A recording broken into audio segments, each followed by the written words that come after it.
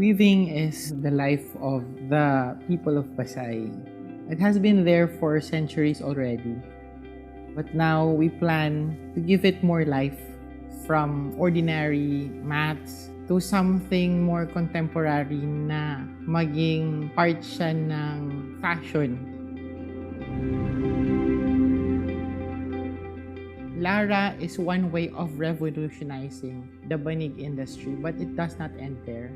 Ako po ay si Anita Mindova Ogrimin. Ako po yung presidente ng Basay Association for Native Industry Growth, in short, BANIG.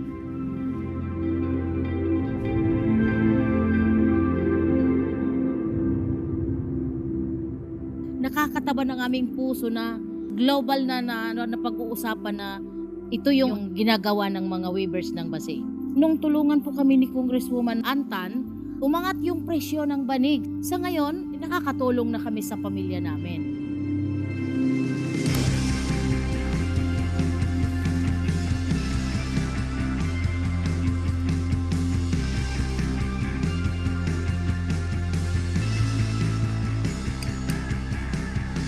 Pangarap po namin na magkaroon kami ng sariling processing center ng banig.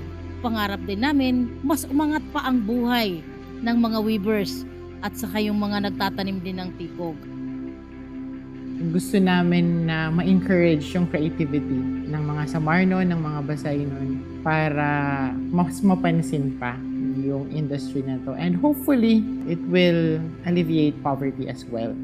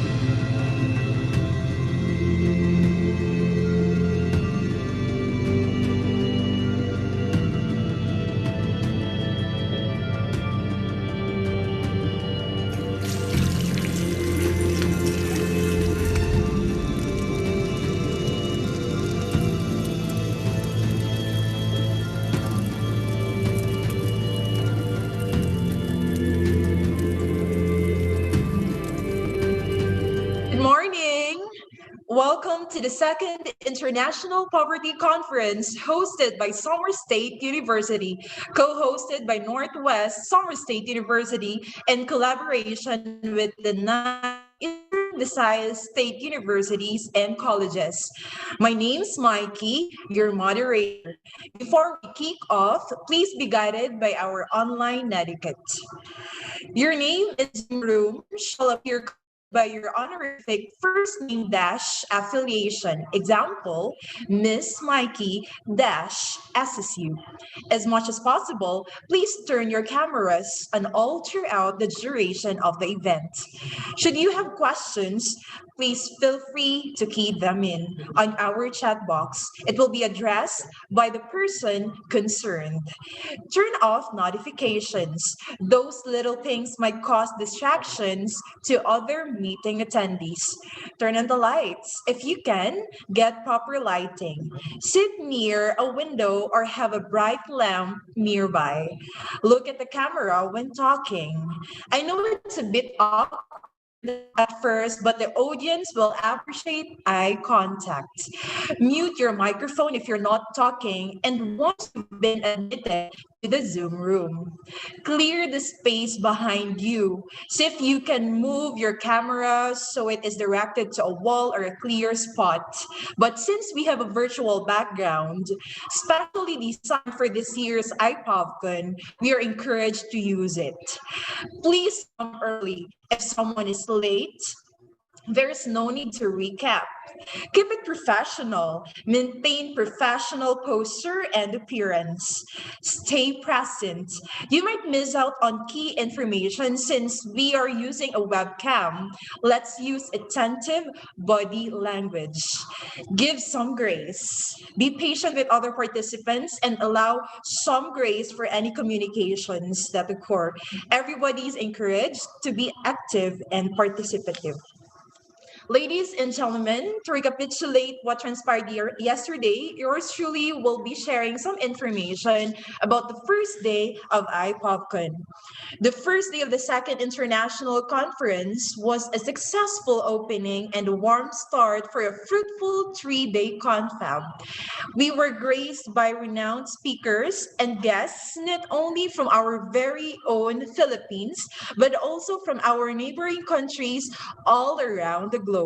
We were joined by our partner collaborators, our very active Souks of Eastern Visayas, Northwest Summer State University, the iPOVCON 2020 co-hosts, Eastern Visayas State University, Lady Normal University, Eastern Summer State University, Lady Normal University, Providence State University, Southern Lady State University, Southern Lady State University, Visayas State University, University of Eastern Philippines, Biliran Province State University, Palumpon Institute of Technology, St. Paul's School of Professional Studies. We were also joined by different state universities and colleges and national government agencies across all of the Philippine Islands. The day one was a heartfelt opening as we were warmly welcomed by our very own community leaders, the Amay Hansamar Governor Michael Tan, and the ever-enthusiastic Congresswoman of the 2nd Legislative District of Samar Province, Congresswoman Sherry Ann Tan. And of course, we were also earnestly welcomed by the leading light of Samar State University, the mind behind every fruitful poverty conference, SSU President Dr. Marilyn D. Cardoso. The Day One International keynote speaker, Dr. Christopher Galloway, head of the public relations of the Massey University, New Zealand, talked about their country's best practices in the areas of race communication and and successful handling of the coronavirus disease. He also talked about how the local government units play a crucial role in strengthening resilience and minimizing risk, and how the academe shall assist the LGUs in providing appropriate education, programs, and trainings. Afternoon session came and another distinguished guests graced yesterday's virtual event. We had the chance to listen to the inspiring words of one of the commissioners of the Philippine Commission on Higher Education, Dr. Aldrin A. Darilag. In his afternoon keynote address, he talked about addressing poverty through education. He discussed the different ways on how teachers can address the needs of their learners who live in the margins of poverty. And that is through changing the school culture from pity to empathy, deepening the understanding of employees, embodying respect, embedding social skills in all lessons, and being creative. He also shared the different initiatives of CHED to help combat COVID-19 in partnership with the academe and the LGUs. Finally, in the last part of the afternoon session, we were joined by our fellow research enthusiasts in one of the highlights of this entire poverty conference, the competition for the most outstanding paper award. Yesterday, four researchers from the University of Terengganu, Malaysia, Visayas State University, and Samar State University, Philippines, vied for the title of the Most Outstanding Paper Award. And that was the recap of the first day of this three-day International Poverty Conference. Today, we continue living and rising above the crisis as we take into heart the words of Commissioner Darilag yesterday, and I quote, "Let us continue to help free people from poverty in all of its forms." Poverty warriors, you're on board Track 2 Resources, Technology, Products for Crisis Management Research Presentation. There are 10 presenters for this track, and each presenter will be evaluated based from these guidelines. Presenters are given a maximum of 10 minutes to present their papers in their identified strand during the parallel sessions. After every presentation, the question and answer portion will commence. For papers with multiple authors, only one author is allowed to present and answer during the Q&A. However, as long as the co-authors have registered for and attended the conference, they will still be provided the necessary certificates of presentation. The best oral presenter will be chosen from each strand. Best oral presenters of their respective tracks should earn at least 85% to qualify for the award. The decision of the panel of judges shall be final and unappealable. Their rating sheets are considered personal notes of the panel of judges and shall not be given to any contestant or requesting party. Judging shall be based on the following criteria. For the technical, we have originality of idea, 10 points. Appropriateness of methodology, 20 points. Potential for the creation of new or advancement of knowledge and evidence of benefit to the area covered by the research, 10 points. Anticipated outputs, outcomes, and impacts of the research, including potential contribution to economy and social benefits, 10 points. Quality of technical paper, quality of submitted technical report, including abstract, 10 points for a total of 60 points. Under the actual paper presentation, we have presentation, overall impact on the audience, understandability, concise reporting within given time frame. We have 10 points. Format presentation, clear description of the research, follows given format, 10 points. Researcher salesmanship, knowledge on the project, communication skills, 20 points for a total of 40 points, with a grand total of 100 points. For track two, resources, technology, and products for crisis management, it is a strand that shall cover the different resources used to develop technologies and products that help mitigate the adverse effects of crisis. To help us select our winners, we have the evaluators.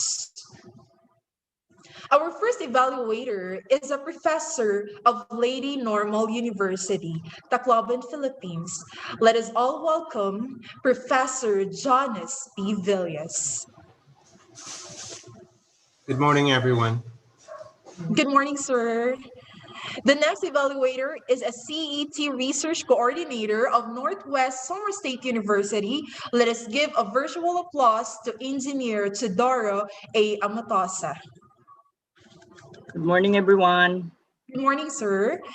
The next evaluator is currently the director of the Center for Engineering, Science and Technology and Innovation of Summer State University. Let's welcome Engineer Mirador Labrador. Good morning, Good everyone. morning, sir. The ball will now start rolling. Our first presenter came from Southern Lady State University with a research title, Automated Water Utilization System, a Simulation. I give you Rene C. Redaza.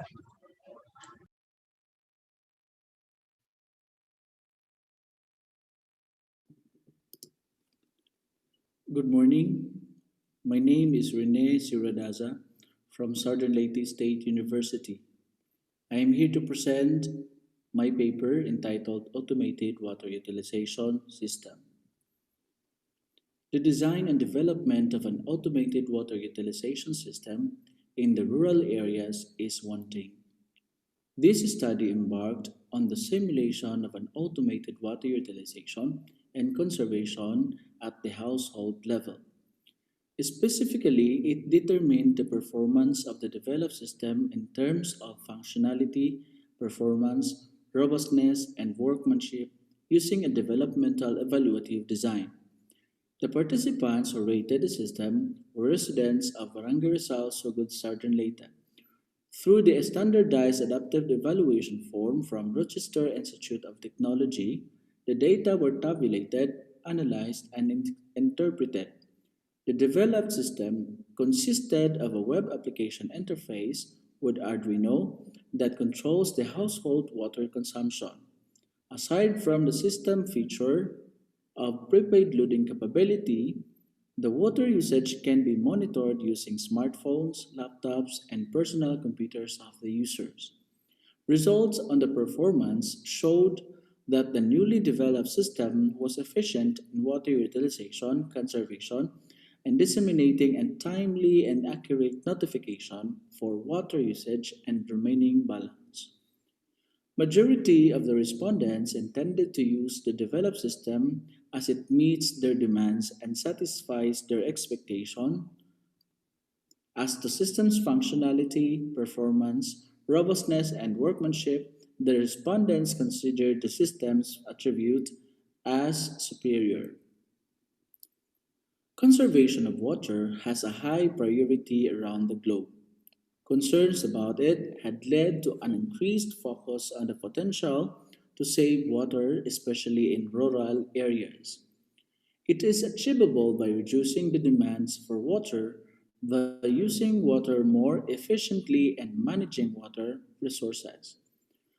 Thus, the development of technologies in monitoring water consumption is an essential approach to conserving it. Water control is only possible if the user knows the quantity of water he uses and the quantity available to him. Hence, there is a need for enhancing the conventional water measurement meters for the users to continuously screen their water usage. Automated water utilization system proposes an effective way of controlling the wastage of water at any household level. The developed system helps the individuals to keep a track on their water bills and it helps every household to manage the water supply and modify billing scheme based on the water usage. Generally, this study intended to develop an automated water utilization system that will trace, monitor daily water consumption of a particular household, allocate enough water for every family in their usage, and provide feedback to all the family members for excessive use. Specifically, it sought to develop a simulation of an automated water utilization system, evaluate the developed system in terms of functionality, performance, robustness, workmanship, and determine if the generated data from the cubic meter from the developed system is accurate or it differs with the actual data. This study used the two types of demonstration and evaluation form in gathering data. First was the simulation demo form from Rochester Institute of Technology, and second was the researcher made questionnaire. The data gathered from the respondents were processed, analyzed, interpreted, and treated using the following statistical tools. First, the Likert scale. Likert scale was used for scaling the different variables in the study. The respondents were asked to evaluate by giving it a quantitative value on any subjective or objective dimension, with the level of agreement or disagreement being the dimension most commonly used in the questionnaire. Second is the model response that was used to determine the development of the developed system in terms of functionality, performance, robustness, and workmanship. It also adds features to be included in the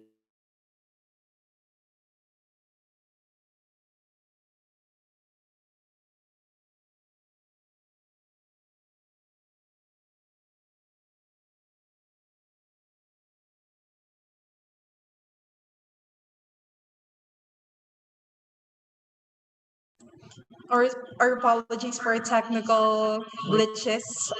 Once again, we are in track two, resources, technology, and products for crisis management research presentation. At this juncture, we're about to continue with the presentation.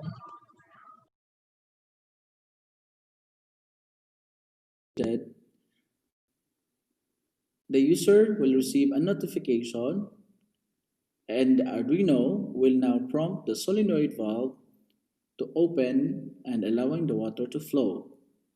The water flow sensor is responsible for determining the volume of water consumed by the user. When the load is fully consumed, the Arduino will prompt the solenoid valve to close. This time, the system will notify the user that he or she has no more balance and need to reload again.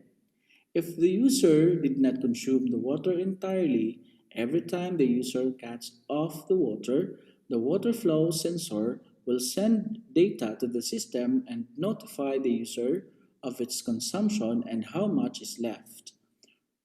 Through this, the user has full control of its water consumption. The validated results were verified by the end user. For as to functionality, when they sort and send a notification to an individual contact, the system produces correct output. It automatically gives pop-up notification to the user and saves data to the database.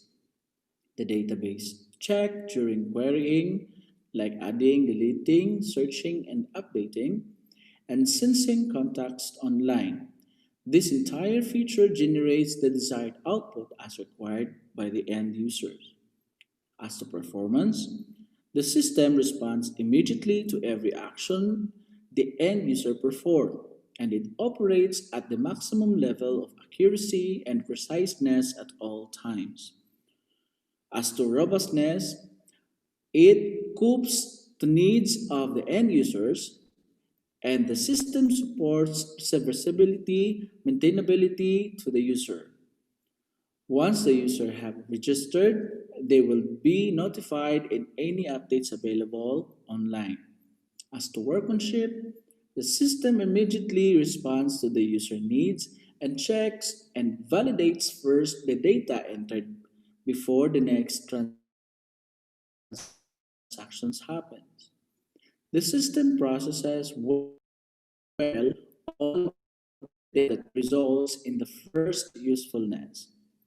Almost all of the respondents agree that during the testing phase, bugs and errors are comprehensively exposed, which makes the system be a failure free somehow.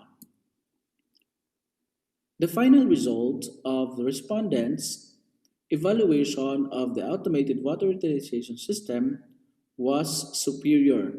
Through this, we can finally determine the system's functionality, performance, robustness, and workmanship. The frequency distribution of the respondents in evaluating the different features of the water flow sensor of the developed system and the depicted on the same table, all of the respondents gave an excellent rating. Thus, the respondents believed that the proposed system gives accurate result. The summary of opinions respondents, and from the study's findings, the researcher concludes that the automated water utilization system is an efficient tool for water conservation, timely information, and notification on water usage in the rural areas, specifically in the households. The results of the newly developed system's performance in terms of functionality, performance, robustness, and workmanship are an excellent platform to use, as evaluated by the respondents as superior. We conclude that the system can be deployed for actual automated water utilization system. For the recommendation, the suggestions here under are offered as recommendations to improve the existing water system in this study. Households in the rural areas are encouraged to discover a system that will better utilize water utilization and monitor the water bill through this proposed system that has excellent platform to use, though the test was done through simulation only.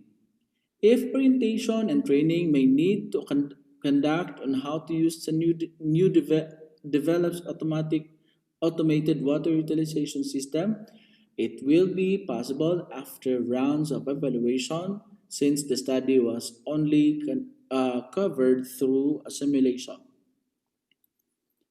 The system can be useful as a basis for further study to develop a more advanced automated water utilization system for the households to satisfy users' needs, but only if the user but only if the system will be successfully made and ready for advancement. That would be the That end of my was Sir presentation. Adaza Thank of you. Southern Lady State University. At this juncture, let us hear from Professor Villas. Sir, what can you say about the said research? Take it away, sir, in 5 minutes. All right, thank you very much. That was from Southern Lady State University, I suppose. Um, well, the study is very interesting because it allows us again to have a degree of identification as to our water utilization. But I wonder as to what was the reason of having only 5 evaluators to look at the simulation in the first place? That is one note that I would like to put on table. Apart from that, there was a very clear conclusion or recommendation rather of a system that is more advanced. So I want to know what was the basis of the researchers to articulate that there is a need of a more advanced system. What was then was the specific observations that were identified during the evaluation process. So I think those two questions are quite important for me. And lastly, of course, is on the utility of the Likert scale. And I can see that the results were presented in mean. So what was the basis of using the mean scores, where in fact the Likert scale is ordinal in nature? So there are 3 points that I've already highlighted. One, what was the basis on having 5 evaluators? Two, what was the basis of putting in recommendation the need of an advanced utilization system?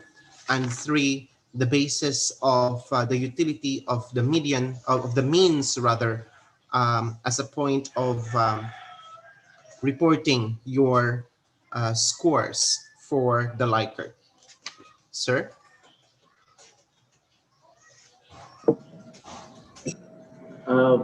Good morning, everyone.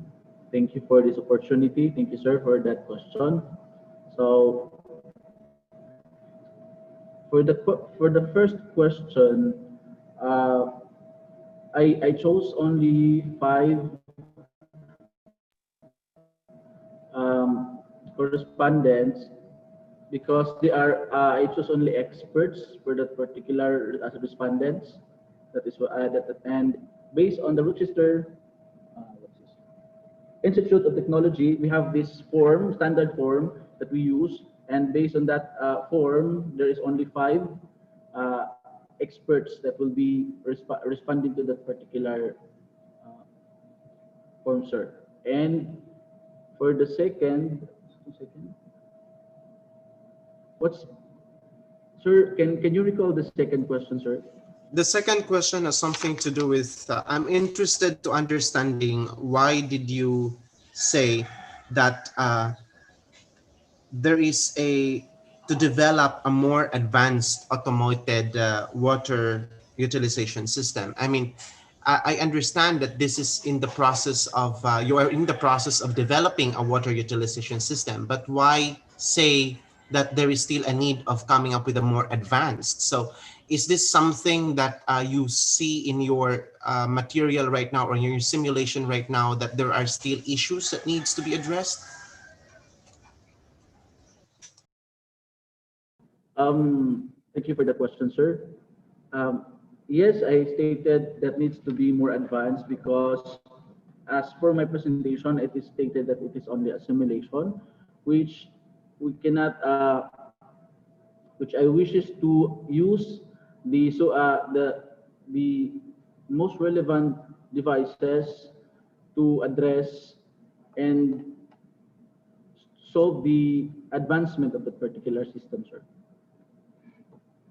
All right. Sir, let's just try to disregard na lang my last question. I would like to ask instead, do you have a projected cost for this simulation system? The projected cost,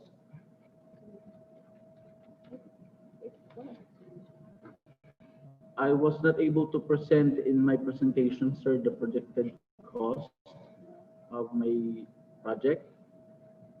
Um,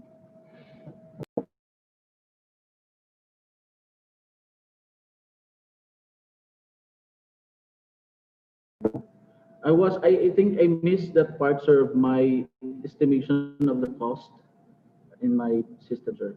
Because during my development of the part, sir, the COVID already struck that time. I find it difficult to acquire particular devices at that time. In fact, my devices I ordered online was delayed for several months until no, about a month, sir. Yes.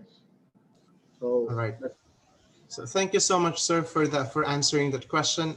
Again, I would like to emphasize, I think the cost here is a very efficient measure as well, so that we would be able to translate this into true utility for the households. I would like to yield my time now for the next evaluators. Thank you once again, sir. We would like, thank thank you, you sir. so much, Professor Villas. We would like to inform everyone that it's already time's up for the 5 minutes. So we're about to proceed with the next research presentation. Thank you so much. Our second presenter came from the Department of Education, Lady Division, with a research title, Customized Chatbot Content as a Language Learning Support Tool for Grammar and Vocabulary Competence Enhancement. Let's welcome Melchi S. Vincoy.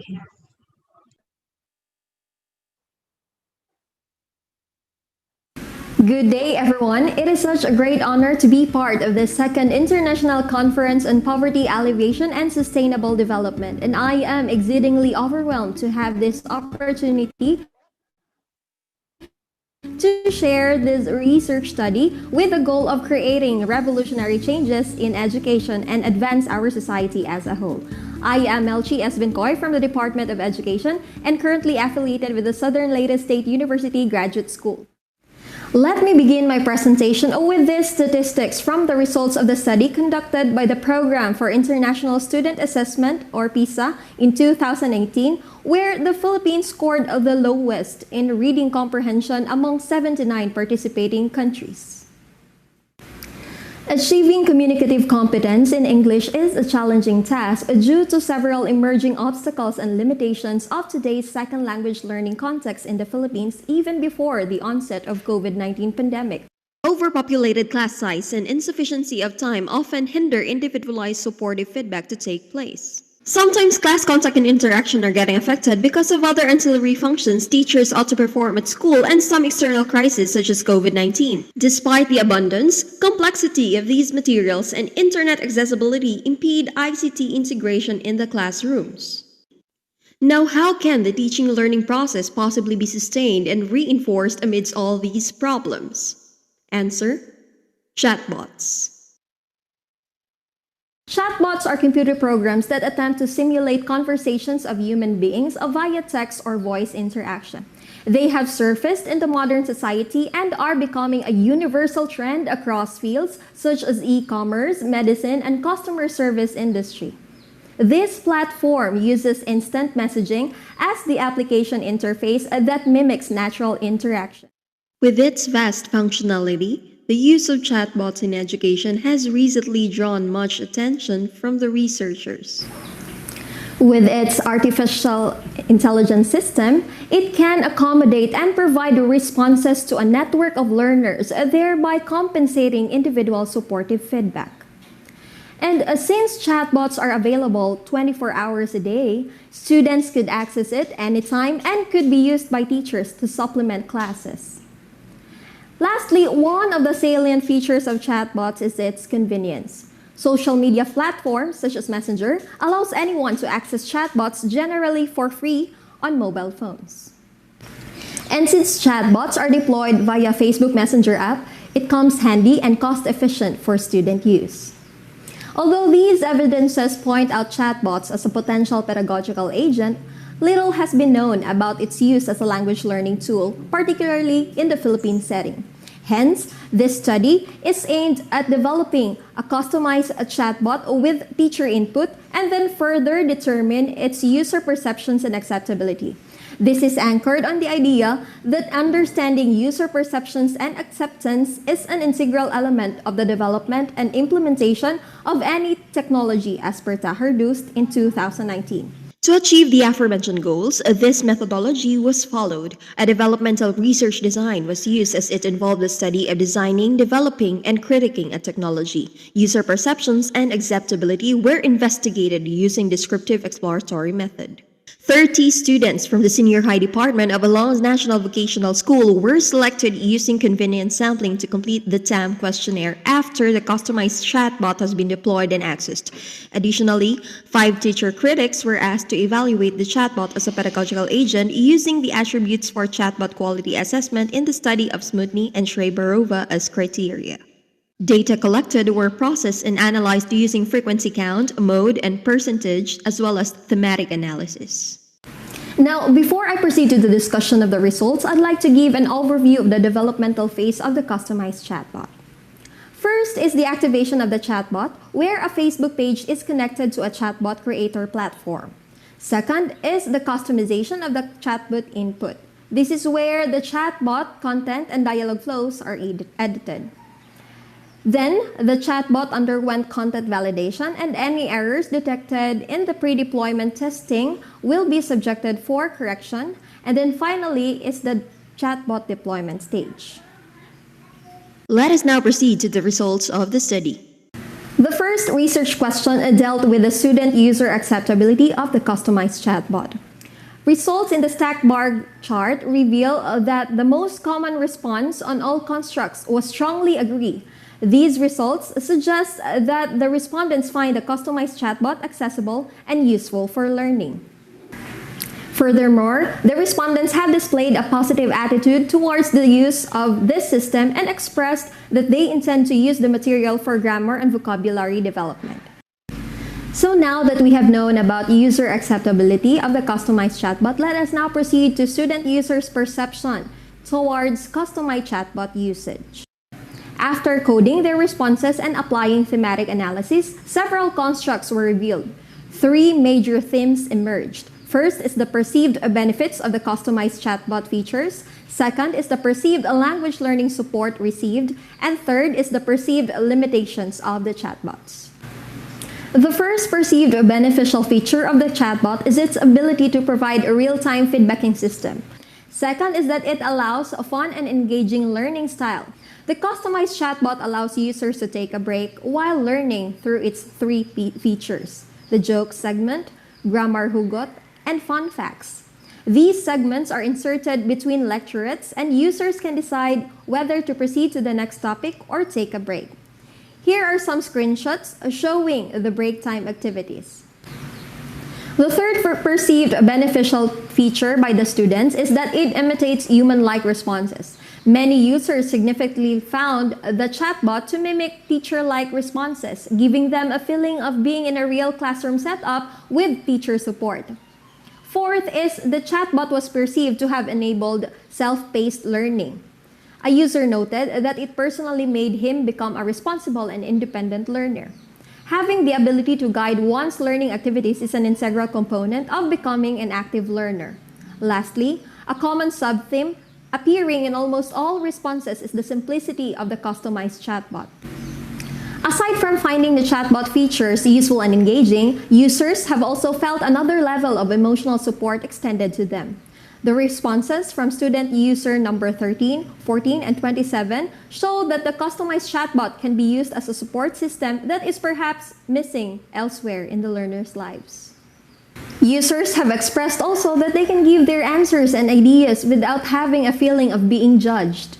They also felt that there is someone who can understand their uniqueness and readily encourage them to become more confident. Besides the emotional support, user respondents claimed that they had received information support from the customized chatbot. The following are some responses from student users 28, 21, and 16. Although users know that machines do not have human-like emotions, they still treat them as social beings and apply social heuristics during interactions. Technical difficulties related to virtual interactions were experienced by some, which means that a thorough investigation of the barriers to technology must be done. This time, let us now proceed to the third research question, which dealt with the teacher's perceptions on the customized chatbot as pedagogical agent. Based on the data gathered from the critics, it can be noted that two categories were given points for improving the most, which are humanity and social accessibility. This limitation is common to all chatbots, as reflected in other research studies. It was revealed that despite the instructional uses of chatbots, they often do not understand the user's language outside those that have been programmed in the system. On the other hand, in two other categories, teaching and affect, the customized chatbot has been found to have received positive feedback from the teacher critics. This result is in assonance to the student users' perceptions previously discussed. After interpreting the significant findings revealed in this study, it can be concluded that learners generally accept the customized chatbot and would want to integrate that in their learning system. This acceptance is the beginning stage for practitioners and academicians to explore further development and implementation of chatbots in education. Furthermore, based on the teacher's perception results, it can be concluded that this tool can be used as a pedagogical agent by the teachers when efficiently programmed with teacher input.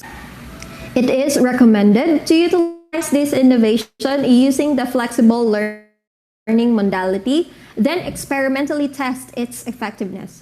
Another is to modify and improve the customized chatbot by applying the recommendations given by the teacher critics. Then undergo chatbot quality assessment again with another set of experts.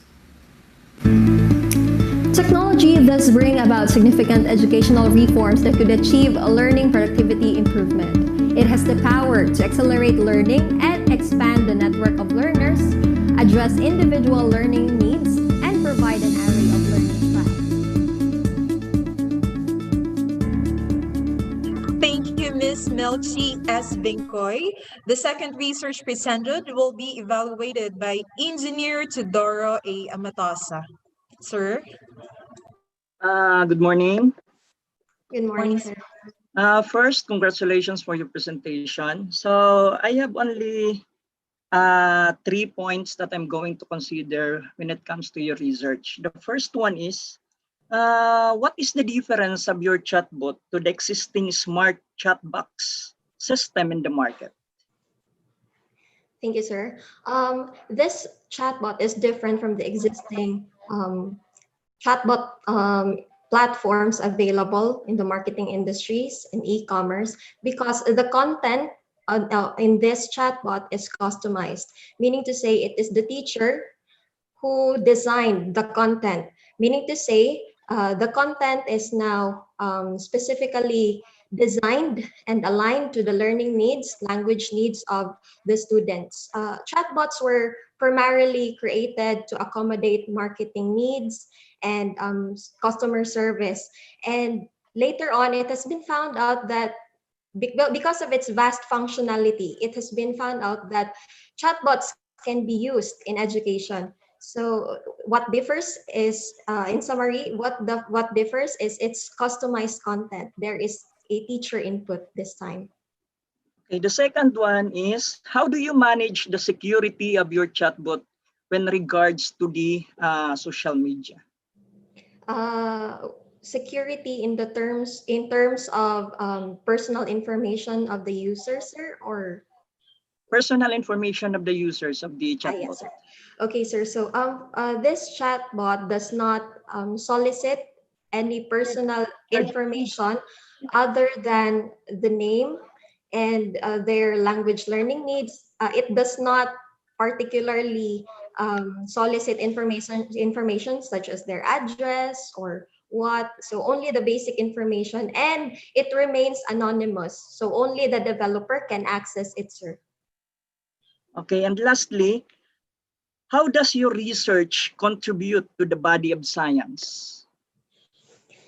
Nowadays, especially now, we are facing a global crisis. And one of the major problems, especially as a teacher, I have observed that students have this difficulty in accessing LMS, the learning management system, and because of the complexity of these materials, they also have difficulty in financing their online education now because of limited resources, money, and because of the bulk of the mobile data it consumes.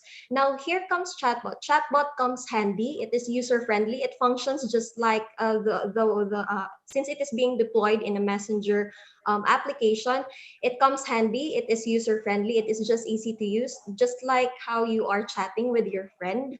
Another is it is cost efficient as it does not consume much mobile data since it is just using a messenger. And then another is this can be accessed 24/7. So teachers nowadays are being occupied with a lot of responsibilities, and because of that they cannot provide individual supportive feedback. They cannot follow up their students individually because of time constraints. Now with this chatbot, they can provide support to their learners because the messages can be deployed simultaneously at any convenient time.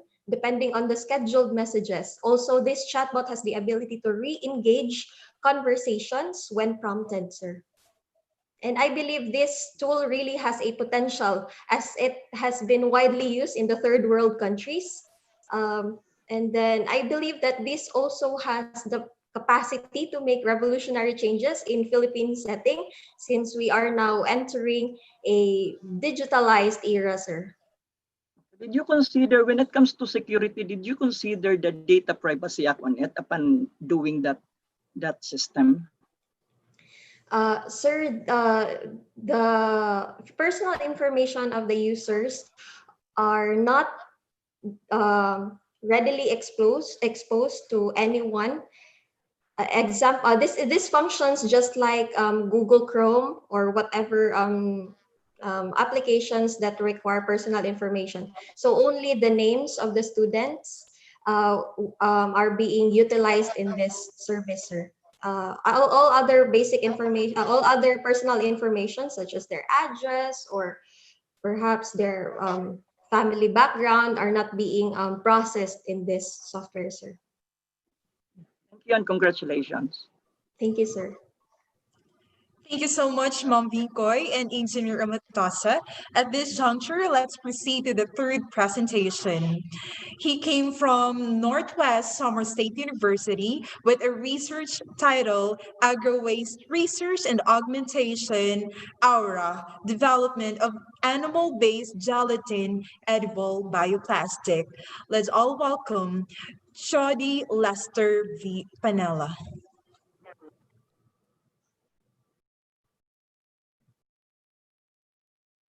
Good day, everyone. I'm here to present to you my study entitled Agro-Waste Research and Augmentation, Aura, the Development of Animal-Based Gelatin Edible Bioplastic. If you hear the term Aura, you commonly associate this one with the LGBTQ community. It's a gay term, which means that you are trying to exude something, you're trying to show off something, you're trying to highlight something. Well, in this case, I'm trying to highlight the use of animal-based byproducts, your gelatin and glycerin, in creating edible bioplastics. Commonly, we see our food wrapped in the traditional plastic that is harmful and chemically charged. So this research is trying to make a stand against the usage of further plastic wrappers and introducing bioplastic to the mix. Before I continue, my name is Shodi Lester Panella. I'm an instructor one from the College of Education, Northwest Summer State University. Over the years, there has been an increased interest of agricultural waste management. Studies have focused on development, consumption, production, bioconversion, and biodegradation. On the part of producing gelatin, most of the studies are focused on plant-based gelatin. Furthermore, common stats would show that globally we are generating 998 million tons of agricultural waste. That is 15% of the total waste generated by all the humans inhabiting this planet. In the Philippines alone, we are producing 780,000 tons of agricultural waste per year. The Region 8 is seeing an increase in the production of agricultural products. An increase in agricultural products would sometimes be denoted to an increase in agricultural waste. And animal-based byproducts ought to do with agricultural animals. So the objective of the study is to examine animal biomass or biofuel production. Specifically, finding the potential for biofuel production by increasing proportions and subjecting it to varying temperatures. Comparing the quality in terms of the spoilage rate of the proportions produced. At the same time, I want to determine the best biofilm that could withstand tropical climates such as what we have here in the Philippines. The study utilized a controlled quasi-experimental design. Groups of biofilms were created depending on the proportion of the gelatin and the glycerine. Biofilm A is composed of 48 grams of gelatin to 12 grams of glycerine. Biofilm B is 48 grams of gelatin to 18 grams of glycerine. Biofilm C is 48 grams of gelatin to 24 grams of glycerine. What I've noticed when I have the three proportions, biofilm A was quite tough. It is hard and it's quite brittle. It easily breaks. Biofilm C, on the other hand, means that it is quite flexible and it's very malleable. Between the three proportions, biofilm B showed potential for this one. That's why biofilm B was subjected to temperature test. Spoilage rate were computed based on proportions and based on temperatures. Analysis would involve data collection as well as subjecting them to descriptive and inferential status. So the process of creating the biofilms is the collection of materials. I actually use chicken bones and pork lard. Chicken bones would be the source of your gelatin, and pork lard will be the source of the glycerine. Extraction of gelatin and glycerine from animal remains. Mixing of byproducts in varying proportions. That's why we have three biofilms tested with varying proportions of glycerin. Depending on the amount of glycerin, it would determine the stretch of the material. It would determine the quality of the material, if it's hard, if it's brittle, if it's malleable, it's flexible. And molding the bioplastics and letting the biofilms set and firm up, and testing bioplastic for spoilage, gathering the data and subjecting it to statistical analysis. The results have shown that biofilm A was the one that is quickest to spoil, while biofilm C follows, with biofilm B Give maintaining me three freshness up minutes. to 3 weeks. It is shown that glycerin and gelatin, if used on intended doses, that is, for this study, the intended doses that I was able to establish was 48 grams of gelatin is to 18 grams of glycerin, have been seen to reduce food spoilage by inhibiting microbial activity penetration and oxidative spoilage. When we say microbial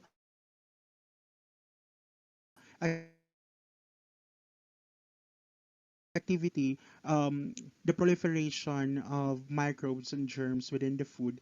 Oxidative is you are trying to introduce oxygen into the food. A break in the barrier or the wrapper of the food introducing oxygen could mean that there is an increased chance for spoilage. Also, upon subjecting biofilm B to various temperatures, that is average 25 degrees Celsius, mimicking the average temperature in a tropical environment, cold, that is the refrigerator 4 degrees Celsius, and the freezing, which is negative 18 degrees Celsius. It is shown to, as you decrease the temperature, you're also decreasing the rate of spoilage. So that there's a direct correlation between temperature and spoilage rate. This is supported with the studies that you're seeing now on the screen. Spoilage rate decreases as temperature decreases. Food grade items are expected to last more on colder temperatures. As a conclusion, the ideal biofilm has a good gelatin to glycerin ratio of 48 to 18 grams, which proved to work and last well in an ideal tropical climate. The animal byproducts are economical, not chemically synthesized, and would minimize the waste from discarded animal remains. It is recommended to conduct characterization study of the bioplastic in order to support high animal welfare standards and further increase its sustainability. Characterization is further subjecting the biofilms into specific tests, food grade tests, that would ensure that it is safe for wrapping at the same time safe for consumption.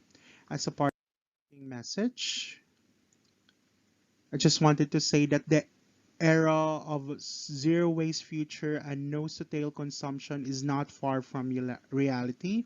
Fully utilizing animals byproducts, it will resonate with resources that are economical, not chemically synthesized, and sustainable, thus reducing waste from discarded animal remains. Thank you, everyone, and have a great day ahead of you.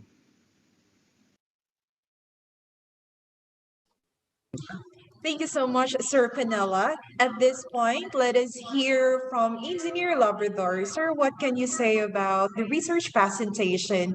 Take it away, sir, in 5 minutes. Good morning. Good morning, sir. Good morning. Yeah, good morning. I have only two questions here. First one is anchored on the sustainability and the viability of your product. Yes, sir. Uh, I but what is the volume of waste, the one animal product waste that you have utilized in order to produce a certain amount of gelatin-based edible bioplastic?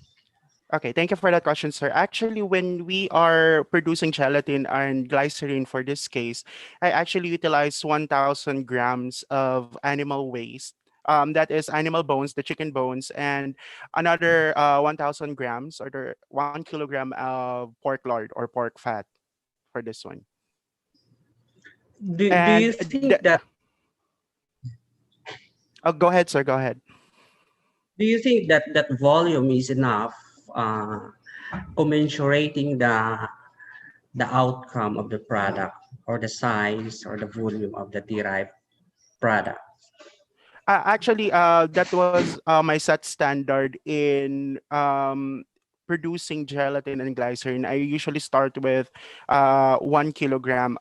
Actually, it could go beyond, but going back to the study, I'm still on the development phase. If I went through phase two, that is the characterization phase, that's the time that I would increase. But I already established the proportion as to the number of animal remains to the yield, let's say how much gelatin or glycerin will be produced from that specific animal remains. So I just established the standard for this one.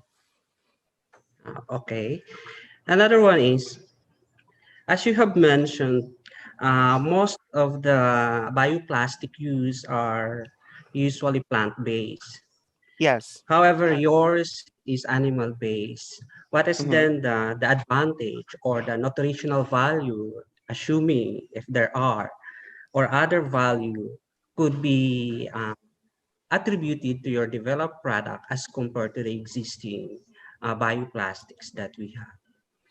Okay. Again, going back to the title of the study, we're still on the development phase. But if we went to characterization phase, we could include also checking the nutritional value of the actual product. What I wanted to establish first on the development stage is the correct ratio of gelatin is to the Measures. glycerin produced. Yes, exactly. Then also I've noticed that upon my readings, most of the gelatin produced were plant-based. There are lacking or no researches producing gelatin and glycerin from animal waste and creating it as a bioplastic. So this one is quite novel for me because I'm trying to dwell or immerse myself on agro waste research. And one of those left out, if I may say so myself, is the animal remains. I want to have the nose to tail consumption notion to be used or to be followed in the future to ensure that it's sustainable. At the same time, we are really honoring the animal per se that we are using. Yeah, okay. Thank you.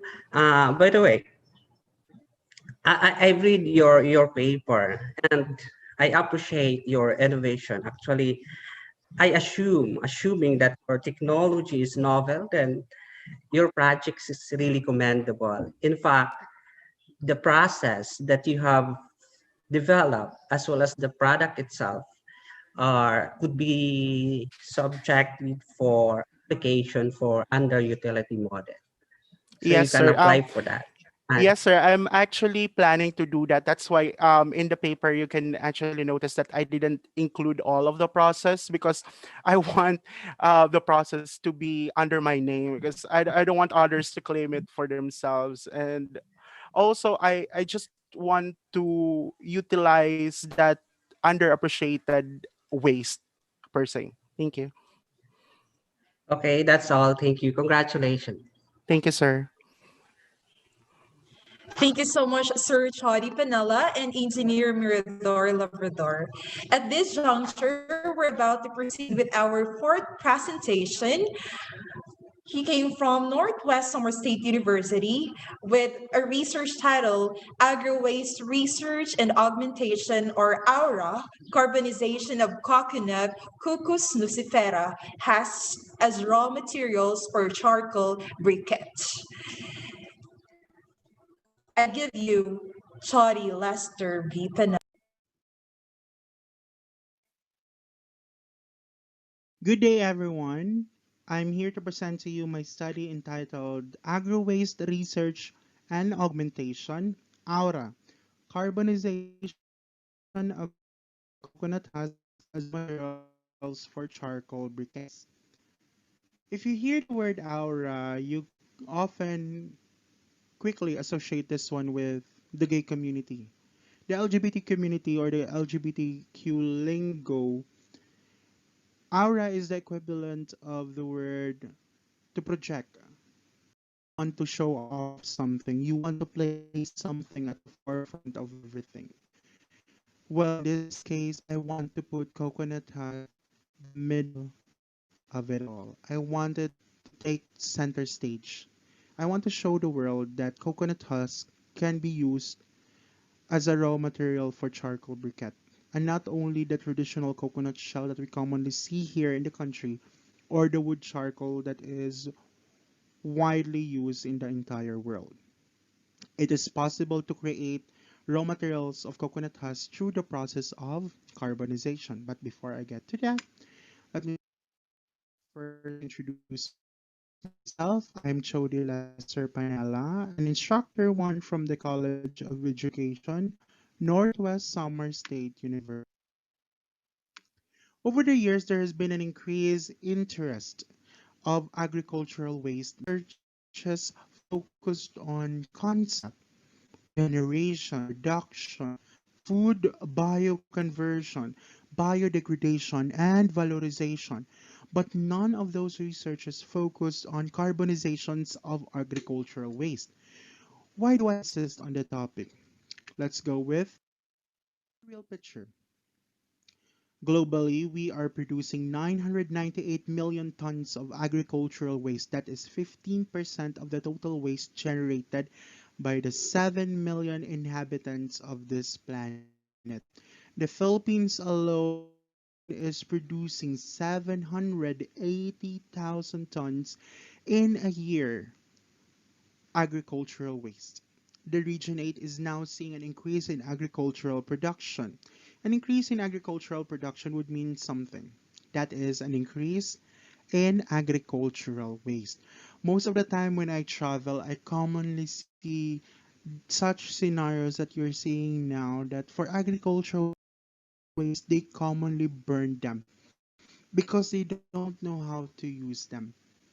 Burning causes an increase in carbon dioxide. An increase in carbon dioxide ruined or has been proven to be detrimental of this planet. The thinning of the ozone layer, further destruction could spell danger, and that is global. The goal of this study primarily is to carbonize agricultural waste as biomass for charcoal briquettes. As a simple explanation, if we say carbonization, it is a form of destructive distillation. Destructive distillation of increasing, intensifying the carbon content of specific organic matter without oxygen, without creating smoke. Because you're trying to trap the smoke within that organic matter. Smokes, most of them are carbon. That's why you're intensifying the carbon content on that specific matter. Specifically, I want to find potential, finding potential of agricultural waste. In this case, finding the potential of the coconut husk as a material for charcoal briquettes. I want to compare the coconut husk charcoal briquettes to the already established traditional coconut charcoal as well as wood charcoal in terms of their and their boiling ability, and finding the best, determining the exact material which presented the best qualities of having a higher burning time and a more powerful boiling. The study utilized a controlled quasi-experimental design that is subjecting the three groups. The experimental, which is the coconut husk charcoal briquettes. The controls are your coconut shell and the wood charcoal. I'm trying to gauge them, the three proportions according to their burning time and their boiling ability time.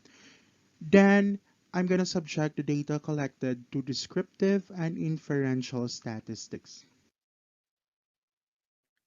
Here are the materials used in the conduct of this experiment. Most of them can be found in an ordinary home, easily accessible, and does not require large sum of money. So the process of creating the charcoal briquettes, of course, collect the material. So if you're seeing now on the screen, under number one, the materials that I'm using is the coconut husk. The coconut husk is the fibrous part of the coconut. It's not quite hard compared to your coconut shell. The coconut shell is actually the one next to your coconut meat, and the one that is covering the shell is your coconut husk.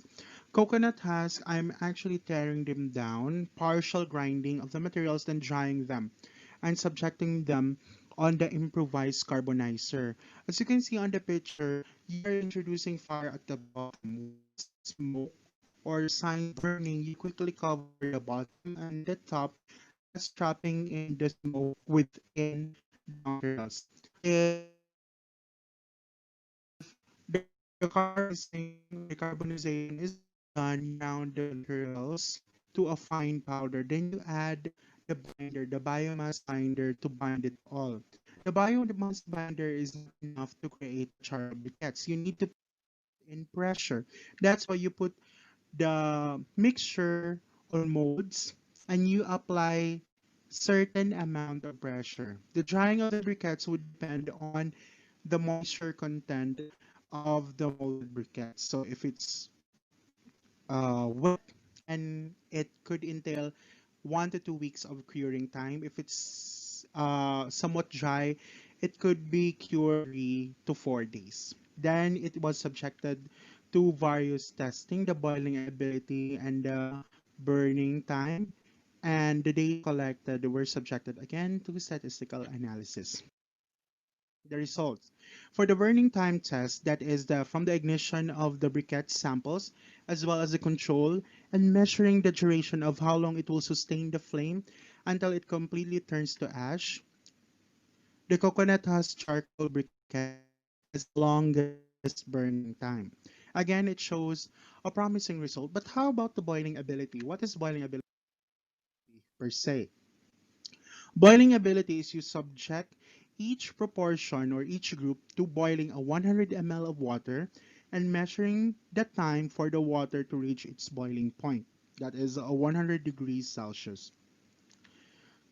The results showed that the coconut husk charcoal briquette has the highest boiling ability power or the lowest boiling ability time. So to not confuse you, the coconut husk was actually the one that is faster in making the water boil within 5 minutes and 23 seconds. Graphical representation would show that the coconut husk charcoal briquettes is more promising, more powerful than those that are traditional or established forms of charcoal. And as a conclusion, it shows potential, it shows promise that carbonizing this type agro waste as a material for charcoal briquettes is quite possible and not entirely hard. Number two, Reusing of agro waste. Forgo with the burning of the agro waste. Go with the potential source of income because you could actually make your own charcoal briquettes and sell them and minimize the threat of deforestation because when you minimize your demand for the traditional wooden charcoal, then people will not be sourcing out wood. Sourcing out wood would mean cutting trees. If there are no cutting of trees, then there is no threat for deforestation. It further lessens the damage because fuels created from carbonization is smokeless, which means that you can lessen the damage to the ozone layer, thus not contributing to global warming. As a recommendation, there should be a comprehensive recalibration of the proportions for the briquettes, in-depth investigation of agricultural waste, and other possible agricultural waste that could be a potential for carbonization. Then further studies of agricultural waste and alternative sources is highly recommended. As ending message, we lessen the damage for traditional charcoals to minimize the threat of deforestation. Carbonization can create smokeless fuel, which could lessen ozone layer damage, further contributing to the prevention of global warming. Thank you and good day to everyone. That was Sir Chadi Lester Pinella. At this point in time, we're about to ask and hear from Engineer Tudoro A. Matasa. Sir, what can you say about the said research presentation? Take it away, sir, in 5 minutes. Okay, good morning. Congratulations, Jody. Thank you, sir. Good morning. Good morning. So first, now, upon looking your paper, I just would like to ask, what would be the parameters of bricketing your study? It seems that I also have this kind of study during my doctorate degree. So that is why I am more concerned about your material when it comes to bricketing. Actually, sir, if you look at the study, it's quite straightforward. The materials I use the coconut husk, not the coconut shell, the one that is next to the coconut meat. The coconut husk is quite Yeah. fibrous, so I use that one, and I I partially grind the material, then I put it on an improvised carbonizer. The process of carbonization could actually take 2 to 3 hours depending on the introduction of smoke. So I'm as much as possible I don't let any smoke escape from the carbonizer so that all of the smoke will be collected within that material, the coconut husk. I am looking on the parameters of your briquette. I mean, the point there is the diameter, the thickness, the weight of the briquette, something like that. Those are the parameters I'm looking on your material. Because it was Actually, sir, for that is included paper. in the phase two. Yeah. Yes, it is included in the phase two of my study. This one is purely on the development side. The characterization will follow on phase two. That's why it was presented until this one. Without the ongoing pandemic, I could have actually included phase two in this study, but given the threat that we have now, the study was cut short. So it's only until the development phase. Okay, so please convince me on the bricketing involves some compression when it comes to solid product. What are those things that you should do for bricketing? Just give me at least three on it. Okay. Number one is you have to make sure that the actual material is carbonized. When we say carbonized, it's not turned to ash. It is not partially burnt, but there is smoke introduced to that material. Number two, you have to make sure that you compress the material when you mold the briquette. And number three, you have to make sure that the moisture content is at minimal so that you could ignite the charcoal without using any fuel at all. Precisely. Because on that kind of materials, the husk itself, when you are going to put that one in a improvised Carbonizing. ashing materials, what would be the ash yield pressures you are going supposed to do or to provide on it? Because that is an inorganic oxides. You're supposed to have at least a complete combustion of your material.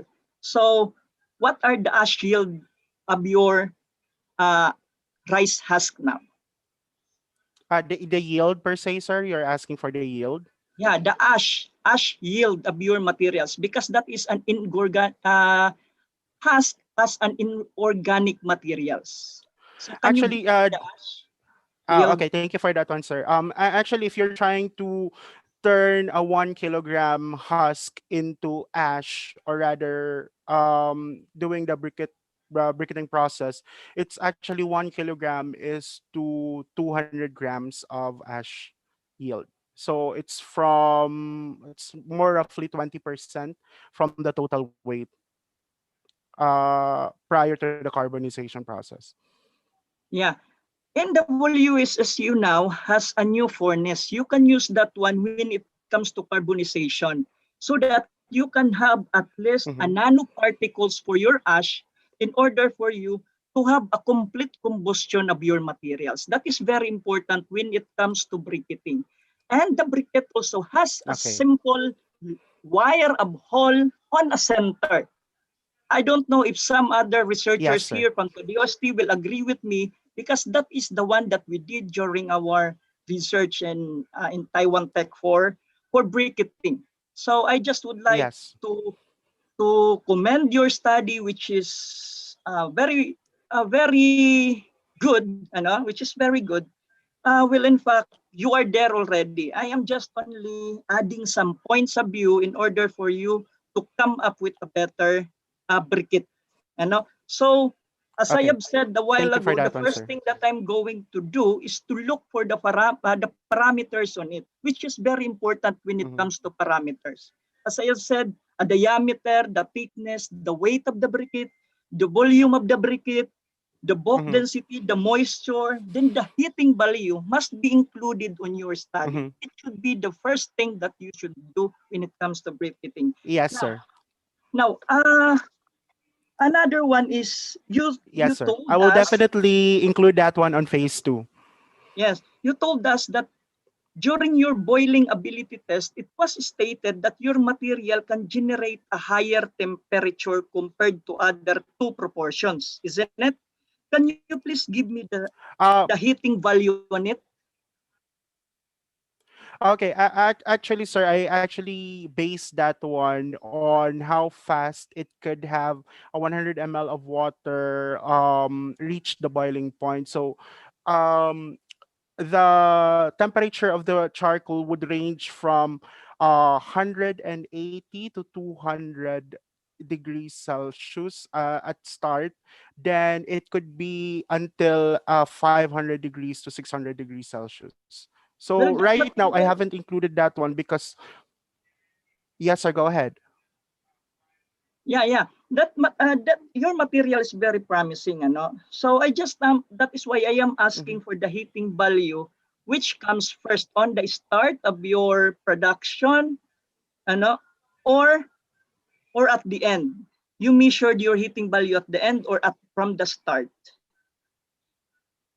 Actually, there's the start until the end of the production. And again, I just would like to clarify that it will be included on the phase two of the study. Given if the pandemic would ease out the restrictions, I could continue with my study. Okay. So one more thing maybe is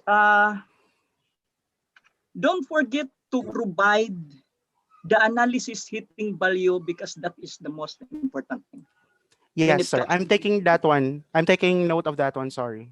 Thank And you. there should be a nanoparticles of your ashes.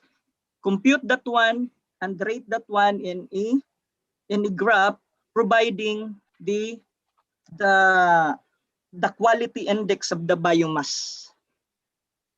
Did you Yes, get sir. it? Will do. Okay, thank you, Yes, sir. Judy. Thank you. Congratulations. Thank you, thank you. Thank you po.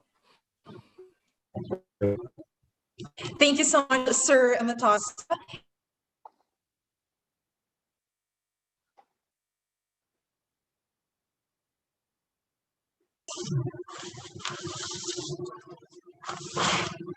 Thank you so much, Sir Matasa and Sir Pinella, for the information. At this juncture, we're about to have our first presenter who came from Visayas State University with a research title, Education Through WhatsApp Media in Changing of Smoking Behavior Among Senior High School Students.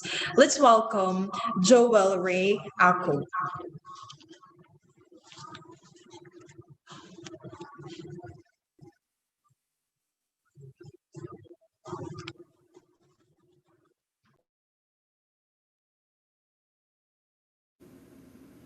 Good day, everyone.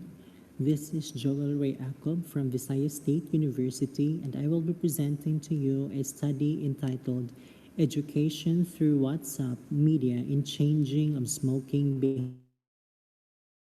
Behavior. Together with me in this study is Ms. Rusriani from the Department of Public Health, Universitas Muslim Indonesia in Makassar, Indonesia.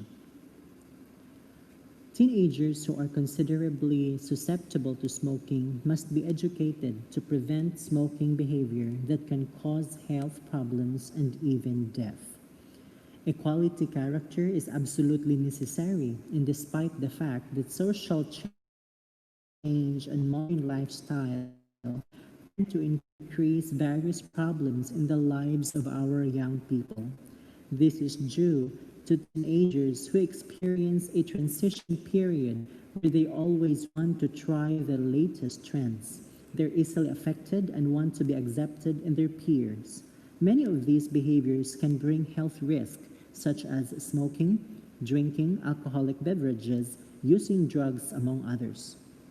Adolescents who are next generation of nation builders must be prepared as well as possible. They must be equipped with the knowledge that will change their attitude to prevent such risk and avoid negative impacts on their health in the future. This study has been approved by the Health Research Ethics Commission of the Universitas Muslim Indonesia with the particular code. This study aims to assess the effect of education through WhatsApp to modify smoking behaviors among senior high school students. To simplify the study process, a series of activities were presented in the preparation phase. The materials prepared during this phase consist of lessons on the hazardous substances and dangers posed by smoking, their effects on health and economics, and the potential impact of passive smoking. Steps for health education through the use of WhatsApp media includes the preparation of this material and another supporting media. This material consists of short messages, pictures, or videos containing invitations that appeals to the recipient of the study. It may also provide the pretest, which explains the purpose and the topic of the meeting to respondents or contains the contact information. The final stage, the same pretest questions is distributed as the post-test with the aim of assessing any changes in the student's knowledge, behavior, and attitude. The stage, on one hand, aims to evaluate the results by checking respondents' responses, scoring data, and asserting the pre-test and post-test levels of students' knowledge, behavior, and attitude through the use of leaflet media and WhatsApp. Attitude variables are students' responses to a Likert scale questionnaire about the risk behavior with regards to smoking. The KSA, on one hand, are obtained by distributing questionnaires and using questionnaire measurement tools. For the results of the study, Table 1 shows that before the intervention, 45.56% of the respondents in the leaflet group have good knowledge about cigarettes, and afterwards, more than 77% or 85.55% of the population show some improved knowledge, while before the educational intervention with WhatsApp media, only 46.67% of the respondents had good knowledge about cigarettes. Afterwards, 88 students, or that is 97.78%, acquired better knowledge on the topic concerned. The results showed that the group of respondents that were educated through the media leaflets and WhatsApp experienced an increase in knowledge. Since leaflet was printed in a piece of paper, the message was written clearly and could be read repeatedly by the students. Education, students preferred to only read messages once and only in a video. Students would enjoy the storyline on the video, but were less able to get some implicit messages in the video story. The paired t-test in Table 2 shows providing education through or leaflets increases students' knowledge, attitude, and actions about smoking. Knowledge of cigarette had improved for 73 students, or 81%. This was because WhatsApp messages delivered were clearly written, two-way in nature, and could be read repeatedly. Moreover, there were equipped with sounds and images. In addition, the students were easier to access if needed because they could open WhatsApp anytime, while with leaflet media, students preferred to read the information once. This, in accordance with the findings, the video media was more effective in increasing students' knowledge about the dangers of smoking compared to leaflets. This also concluded that health education positively influenced knowledge about dangers of smoking. Some study results also reveal that education of social media dangers led to reduced cigarette consumption in adolescent years. Table 3, peer test results show that education through WhatsApp or leaflet will improve student attitude about cigarettes with a p-value of less than 0.0. Negative attitudes about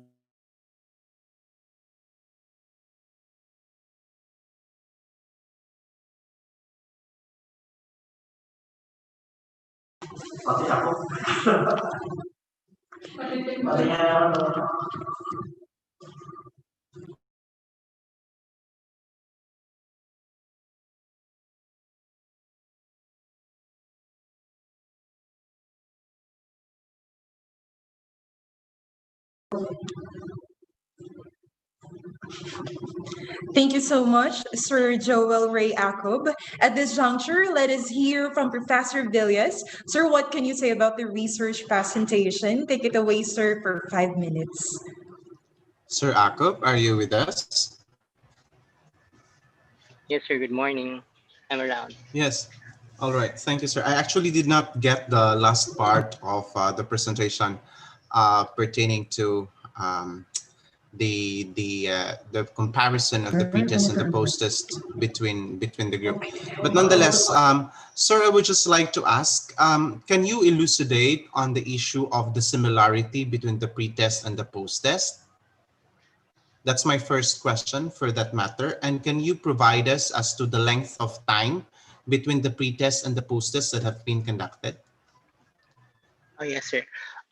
With regards to the result of the pre-test and post-test, there was as to the time being, we conducted the post-test after 3 months of giving the intervention, and that is through use of storylines as well as the utilization of WhatsApp being the medium for the introduction of the new mechanism to changing behavior among these students. With regards to the result on the pre-test and post-test, there was a significant increase in terms of the knowledge, the behavior of these senior high school students.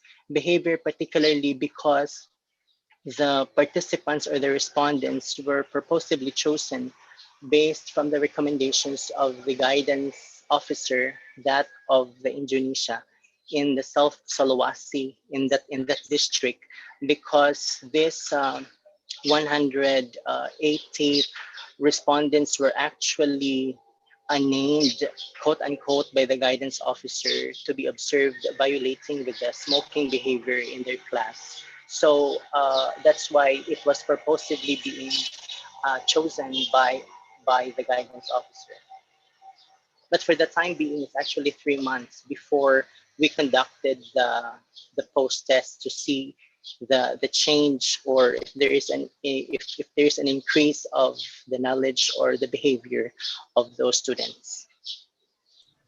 All right.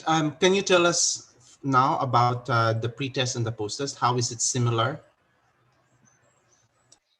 Actually, the pre-test and post-test in terms of the items were similar, but they were not, of course, informed prior to the conduct if the items would be of same form when we conduct the post-test after the intervention phase.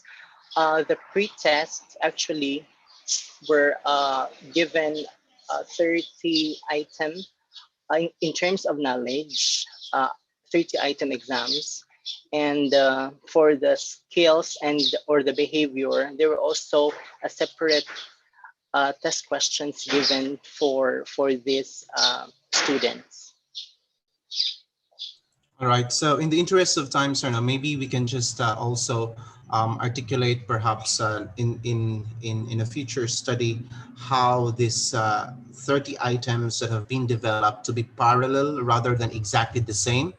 Um, Also, um, if I don't know if I heard it properly, I think there is also a need for us to establish the content validity, particularly on the scales that were used for the behavior, because pre-testing and doing a post-test on behavior using a Likert scale sometimes is a little bit problematic because of the latent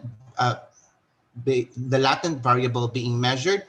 And I think it can also be collaborated or corroborated for that matter with the guidance counselor's report, not just on the Likert scale data as well. Now, after 3 months of the intervention.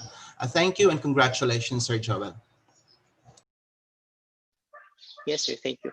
With regards to the tools, it was actually validated, underwent expert validation.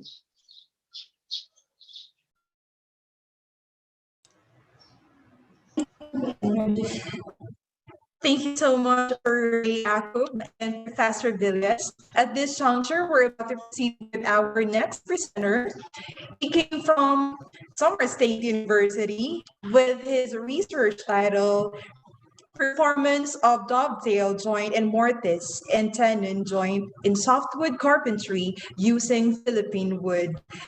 I give you Mordonia T. Ibu.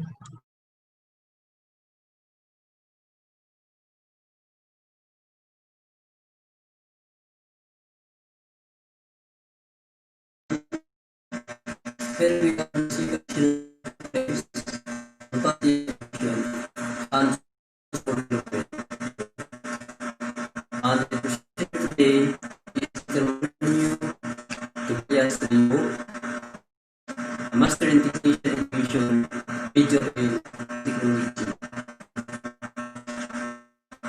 I'm very proud today for giving a chance to share something behind my education as teacher in my life.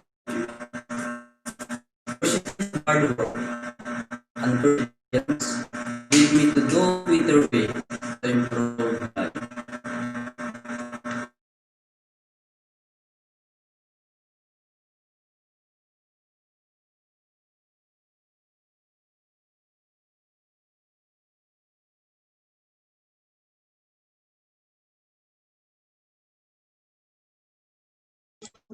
Sorry for the technical glitches. Once again, we are in the track 2, resources, technology, and products for crisis management research presentation. For the criteria, we have the technical and the actual paper presentation. For the technical, we have the originality of ideas, 10 points, appropriateness of methodology, 20 points, potential for the creation of new or advancement of knowledge and evidence of benefit to the area covered by the research, 10 points, anticipated outputs, outcomes, and impact of the research, including potential contribution to economy and social benefits, 10 points, the quality of technical paper, the quality of submitted technical report, including abstract, 10 points, for a total of 60 points. And for the actual paper presentation, we have the presentation or the overall impact on the audience, understandability, concise reporting.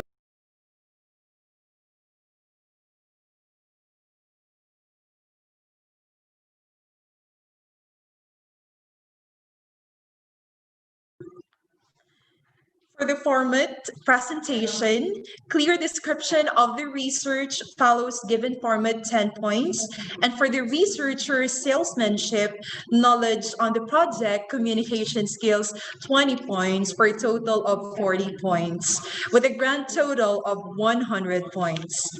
At this juncture, we're about to continue with the research presentation of Sir Mordonio T. Ribot with this research title, Performance of Dovetail Joint and Mortise and Tandem Joint in Softwood Carpentry using Philippine Wood.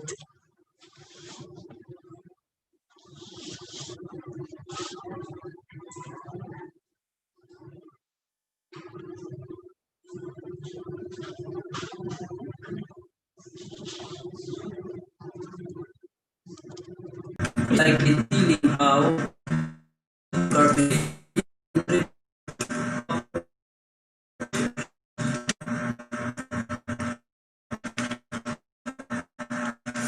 using the spray joint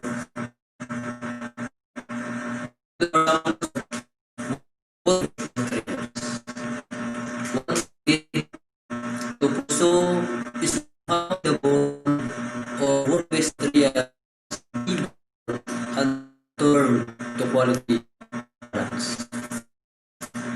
So for materials is important in our play, everyone be a part of every development. Therefore, I am curious how these materials be useful in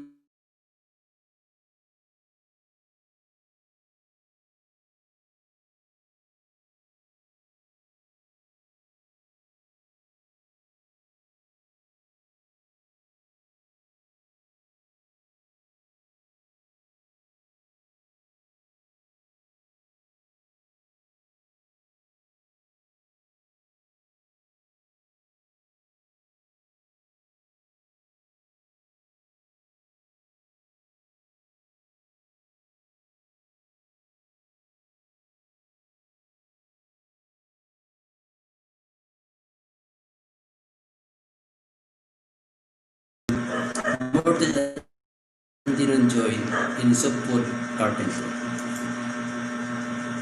This is to awaken us to continue research and study how to exert effort the challenges to improve our country, generally on the wood industry, focusing the development of new products using support materials.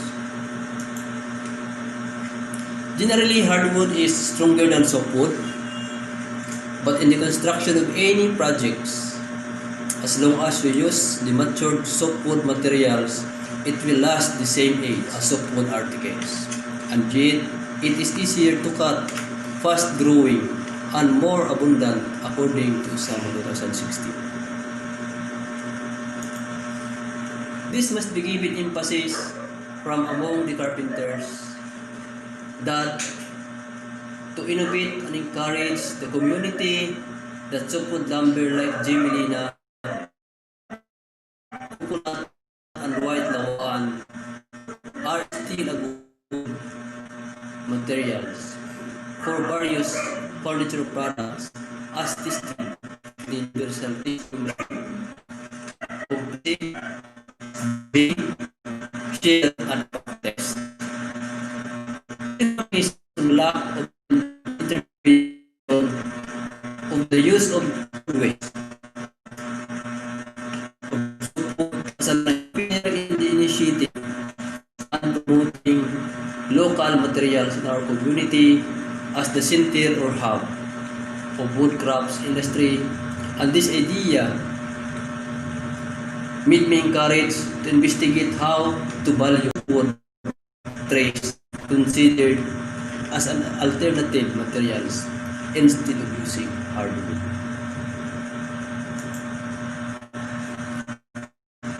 It was started by Lagos in 2012 that dimension begins with creativity. Design indeed for construction of wood joints affects its strength. Therefore, it is highly encouraged by the researcher to have an in-depth study and examine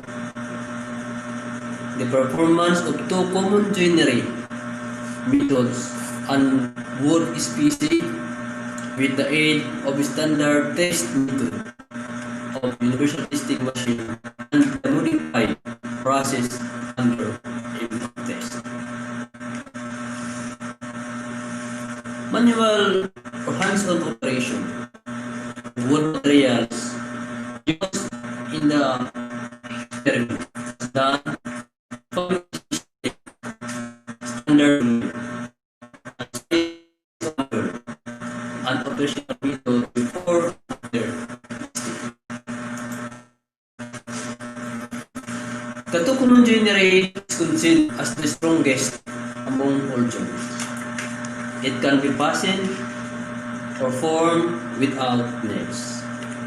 Proper construction assembly is in need of accuracy of measurement to cut and shape into whole, commonly called as dovetail, tongue, or tenon, fits together into mortise or dovetail hole. For every test, corresponding dimension to its materials used in the laboratory as required by the UTM operator based from his book. Similarly to the wood species used in the experiment, it should be a lumber that is dry, less dense, and matured ones.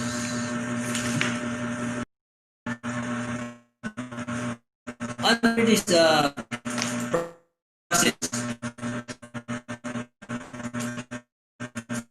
as the objective study is the performance of both samples in terms of dimension and wood species. Under the specific test grain, the size of the lumber must be 2 by 2 by 2 inches, meaning it is 2 square inches. The size of the lumber must be 2 inches by 2 inches by 4 inches. That's length, width, and height. While bending test, the size is 2 inches by 2 inches by 12 inches. So the length is 12 inches. Under shear test, of test is similarity to impact test having two joint, two hole, and two tenon in terms of more than tenon joint, but in that joint there's also a movement of one edge at in every end for its dovetail tongue. Under the impact test, I use a wooden pot using the tray species of wood without nail for easy assembly. So the wood species or classification are made of Gemelina, coconut, and white lava. The second objective is what is the performance of wood samples in test. It is how the wood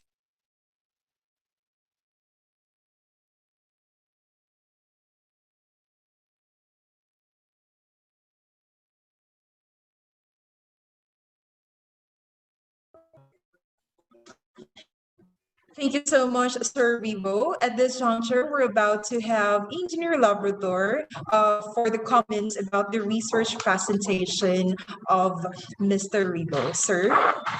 Hello, good morning. Engineer Labrador, Good I will be morning, good giving morning. you to Sir Vivo via phone patch. Yes, ma'am. Good morning, sir. Good morning. Sir, are you with me? Hello? Hello, sir. I am. Good morning. Hello? Hello, sir. Morning, sir. Okay. So I have here some sort of questions, but rather more on clarification questions. The first one is, it is already a common knowledge that cocoa lumber is of low quality as compared to other types of wood. Then what reason or scientific basis why you still consider or included this one or selected this particular wood type in your study and comparatively test it in other parang common stronger wood type? Because this is actually your study, it will provide, if you have a baseline information of this one, it's supposed to be included in your introduction to give, so that your paper should a little bit more, has a stronger impact, or it will strengthen your paper. Sir, are you with me? Hello? Sir, may I repeat the question? Oh, I'm just asking why you still consider cucumber as part of the shall we say the material which you have investigated, knowing that this is already by common knowledge is already of low quality as compared to the others. I'm just trying to look into the baseline information so that parang it will provide and strengthen your rationale.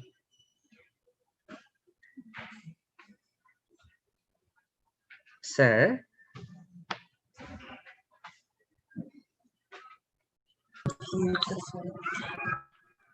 Sir Labrador, I will be giving you po the phone number of Sir Ribo regarding about your questions on his research presentation. Thank you so much, sir. Okay, okay.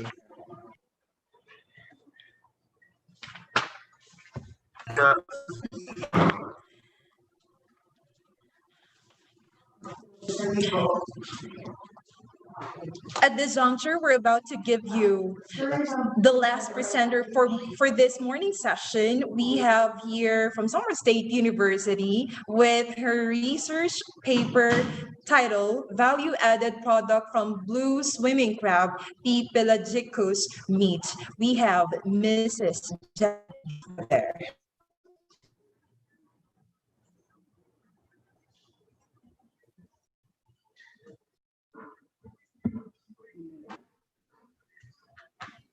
Without food, we cannot survive. And that is why issues that affect the food industry are so important. Greetings to everyone. Hello, I am Janet V. Caber, a faculty from the College of Industrial Technology of Summer State University. I'm going to present our study entitled development of value-added products from crab meat, with my co-authors, Mrs. Janet Casoko and Carlota C. Bermejo.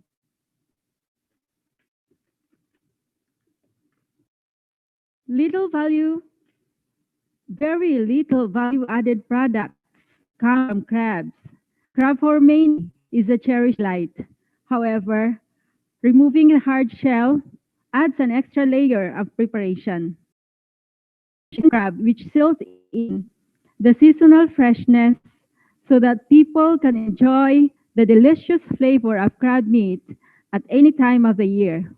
Processing and comprehensive utilization of crab preservation techniques is an excellent way to extend the product's shelf life. Our study, crab meat preserved in oil, can contribute to increased additional value-added product. Blue swimming crabs, scientifically known as Tortugas pelagus, locally named masag, is caught year-round in large quantities from the wild in the Visayas waters. In 2009, it ranked 20th among the fastest-growing commodities. The studies on blue swimming crabs mainly deal with its biology, ecology, and fishery. The seafood industry has increasingly been innovating ways to keep their products fresh and safe while increasing productivity. This has resulted in a desire to develop methodologies that reduce pathogenic and spoilage organisms in seafood items and result in minimal changes to the taste, texture, and nutritional content of the final product. Essential oils have been shown to decrease the levels of non-pathogenic spoilage bacteria in seafood. Furthermore, the proponents intend to pursue some food innovations using locally available raw materials. What are the objectives of the study?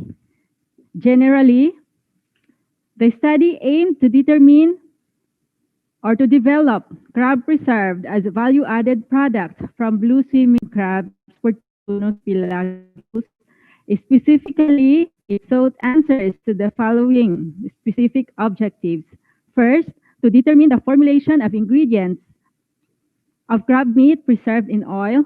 Second, to determine the quality of crab meat preserved in oil in terms of its physicochemical properties, specifically water activity and salinity.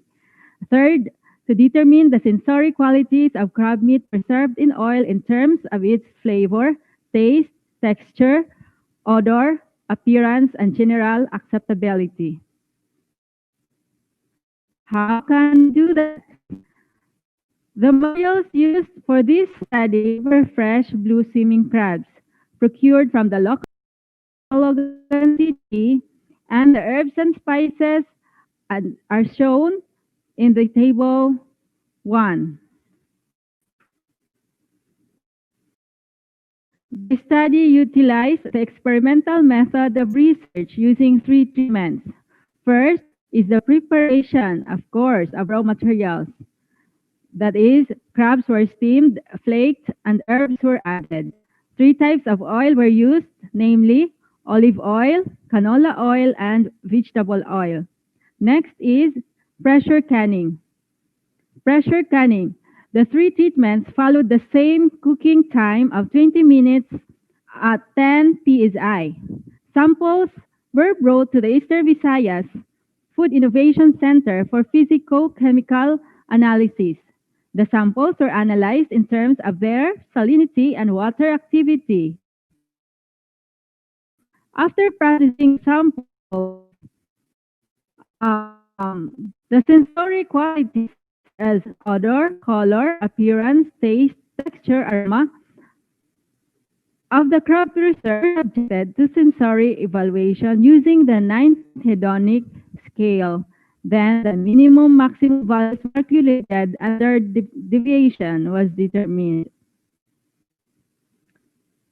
For the results and discussion, For the physicochemical characteristics, results show that water activity was 0.99 at 24.7 degrees centigrade.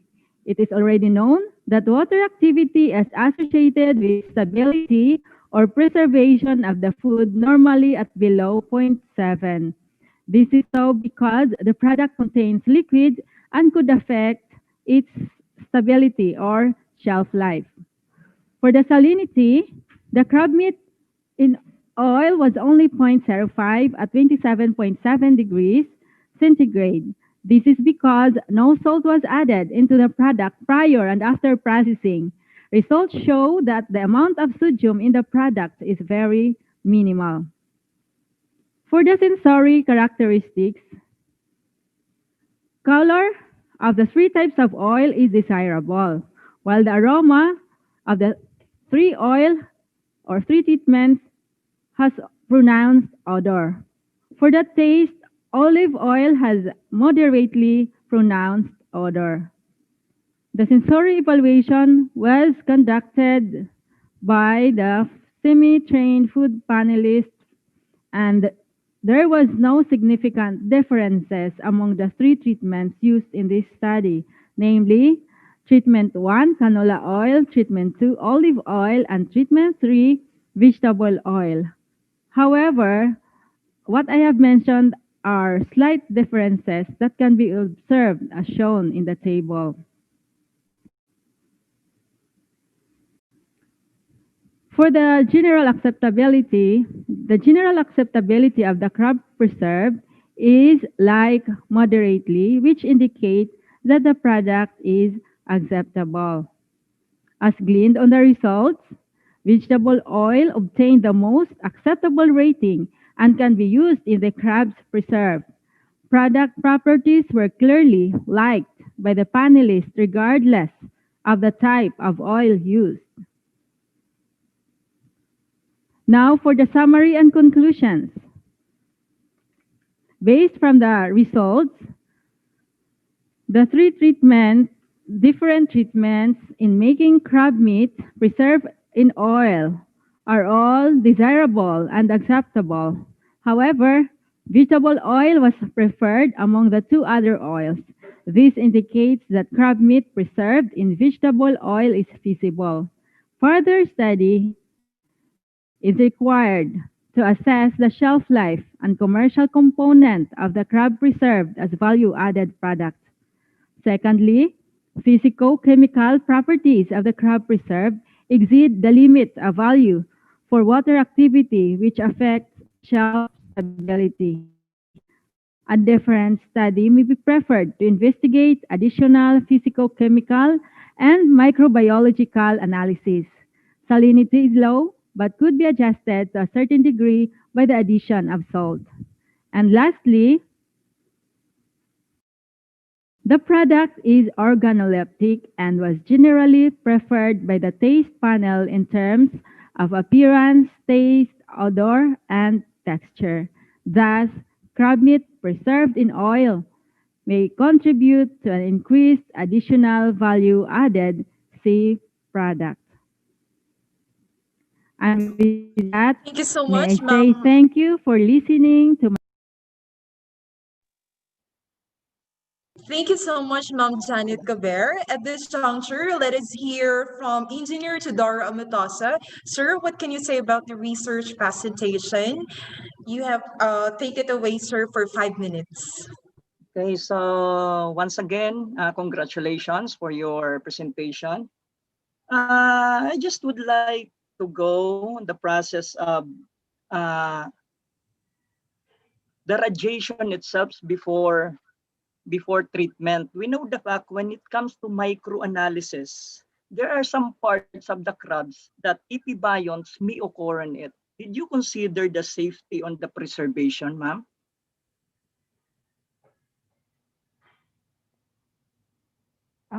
Thank you, sir, for that question. We made sure of the pre-preparation before we did the treatment, sir. We know the components of the crab Of course, there are mycotoxins. There are parts of the crab that has mycotoxins, and we did not include those parts. Okay. So I was wondering that there are some instance upon segregating those part of the crabs that may occur, some mycotoxins may just uh, combined to your prescribed materials that you are going to treated. So anyway, my point here, why I am asking when it comes to radiation, in order for us to protect the materials itself for the treatment. So thank you for that. So the next point that I'm going to ask from you is, can you give us the nutritional value of these edible tissues?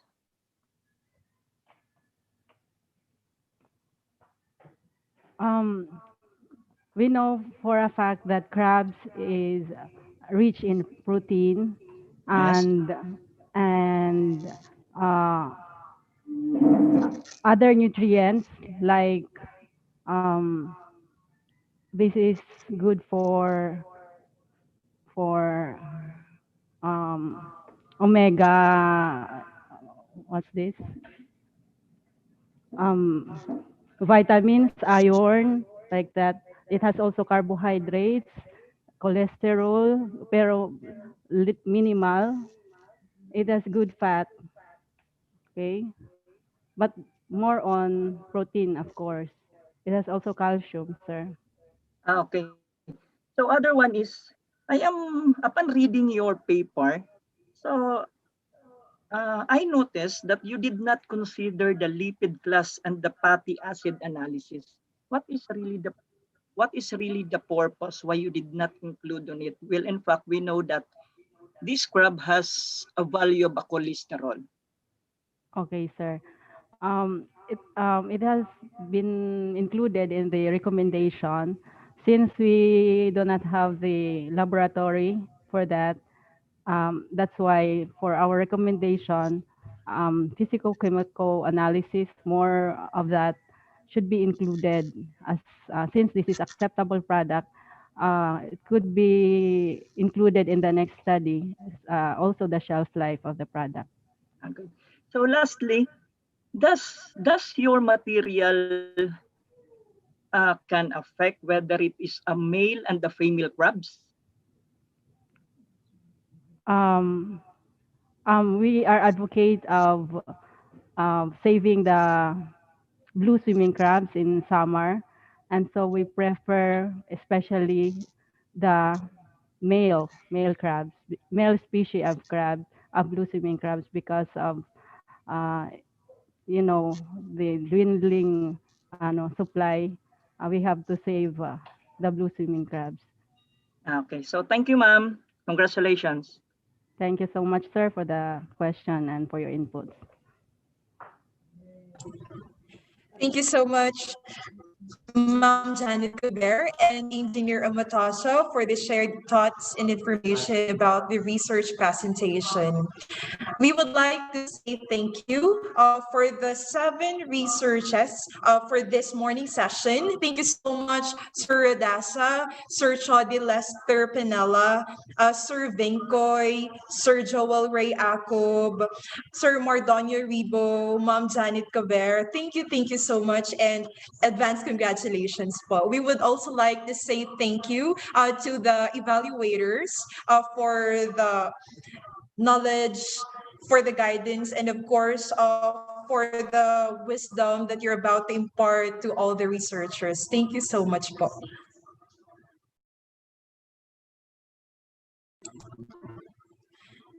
At this juncture, we're about to ask the evaluators if you have any questions regarding what the different research has presented earlier by the 7 researchers.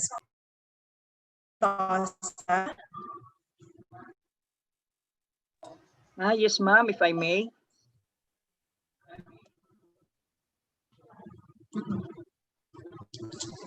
Yes, Sir Villiers. Sir, Ma'am Janet, I was actually wondering kasi doon sa part ng findings mo, no, bakit yung 3 oils did not yield a varying result. So I think if I may clarify, how many panelists evaluated the product? Janet?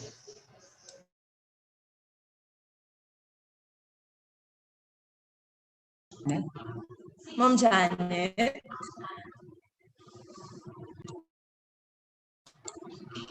Ma'am Janet, are you there po?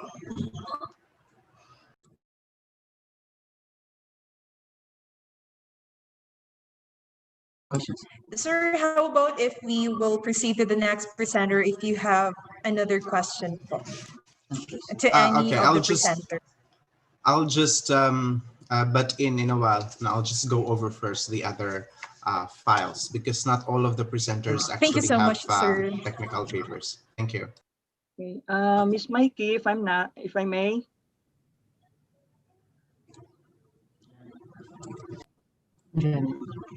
Miss Ma'am Janet? Yes po. Mikey. So there was a question earlier.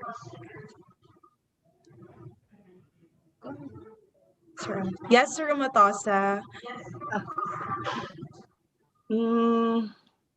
Is the presenter of the one that being asked by Engineer Labrador is available? There yes po.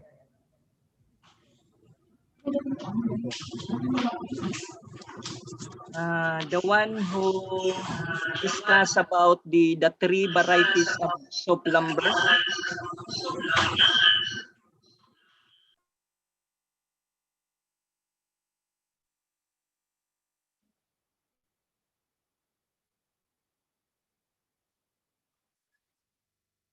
Hello? Come again, Sir Amatosa. I just would like to ask if the presenter of the dovetail joints are available for some clarifications. We would like to ask the researcher for the said research, Sir Rebo, Sir Mordonia Rebo, sir. Sir, there is somewhat like a problem technically with the internet connection of Sir Mordonia Rebo. Okay, thank you. Sir, we will just give you po the contact number of Sir Rebo po. Thank you. But question. Hello po, Ma'am Janet. Ma'am Janet?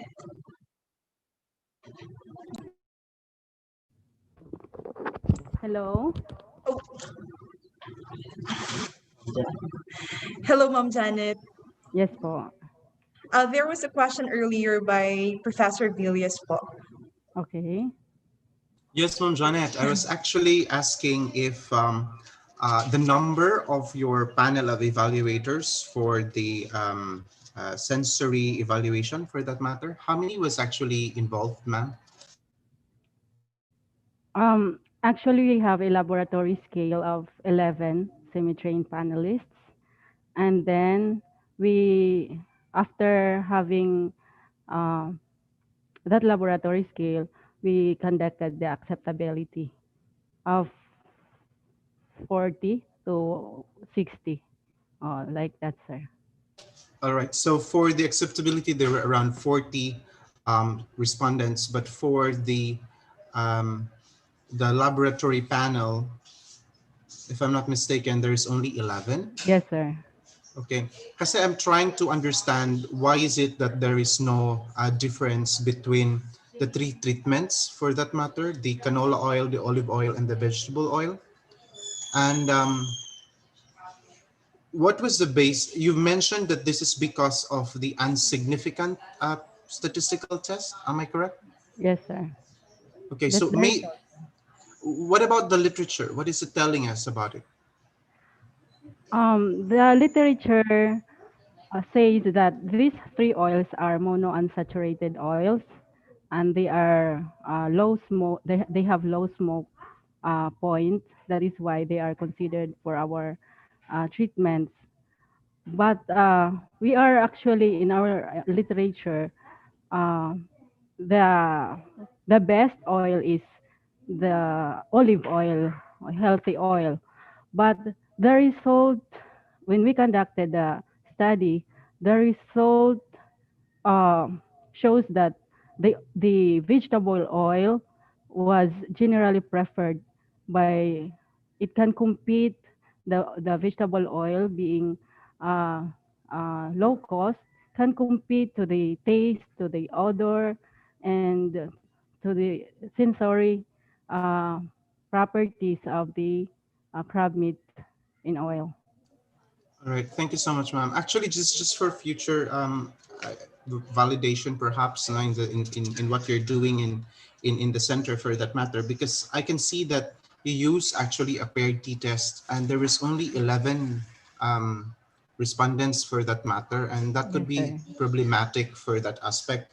So maybe you could also increase the number of individuals from 11 to an acceptable range, so that we can ascertain perhaps whether or not there is really a statistical difference, because by assumption, there is an issue on the use of the paired t-test here. So actually that's my take for this, Ma'am Janet.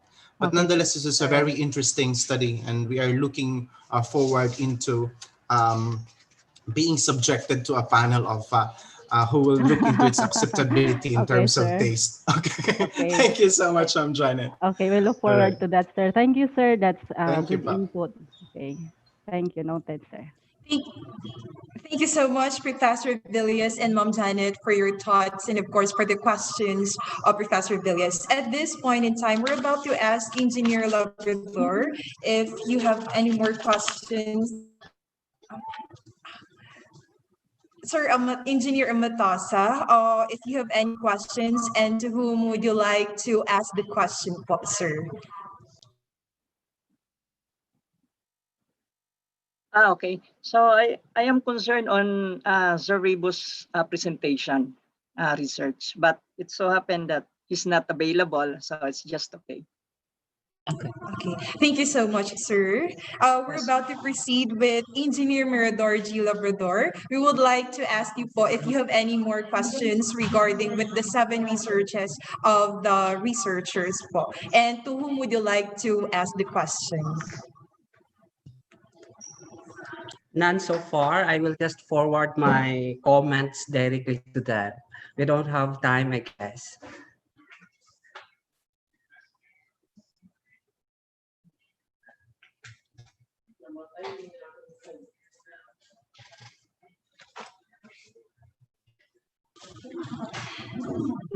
Thank you so much, Sir Labrador. We would like to just give you an information about the presenter earlier, wherein you're about to have the evaluation, especially for the research of Sir Rigo. Thank you so much, po.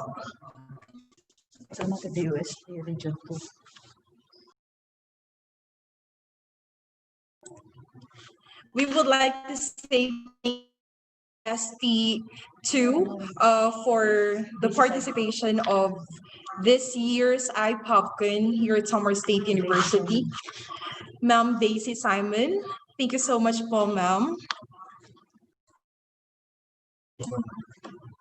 Hello, ma'am. How are you po?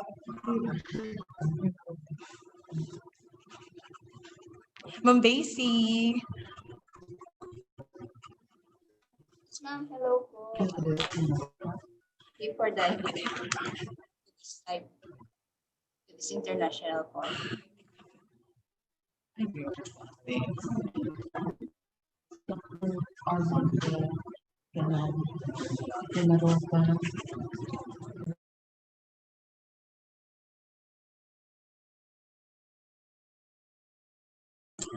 We would also like to say thank you to DOST Mimaropa. Thank you so much po.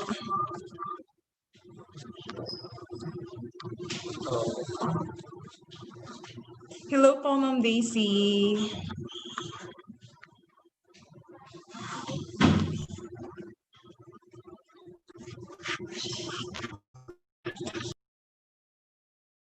There.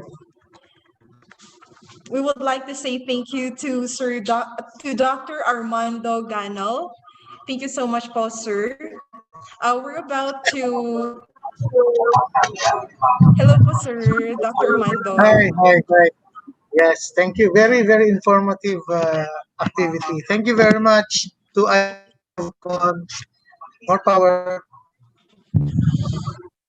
Thank you so much po, sir, for the time and to all the participants of this year's iPOVCON, to the DOST, to the evaluators, to the researchers of these presentations.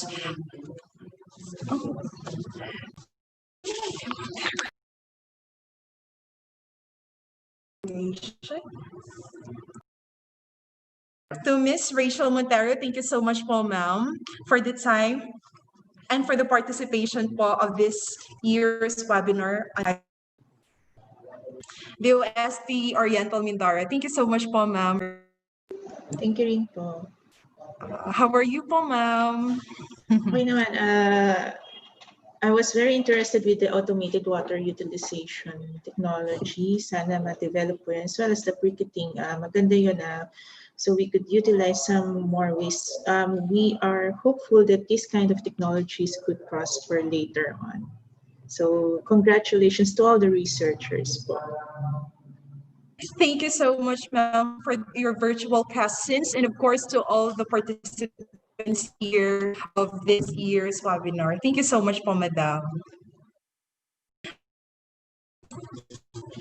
This afternoon's link, we're about to give you some announcements because we're about to attend a presentation of the Commission on Higher Education Chairperson, Dr. J. Prospero Popoy de Vera, at exactly 12:45 p.m. So the Zoom link will be presented at the chat box for this afternoon's keynote speech of Dr. de Vera.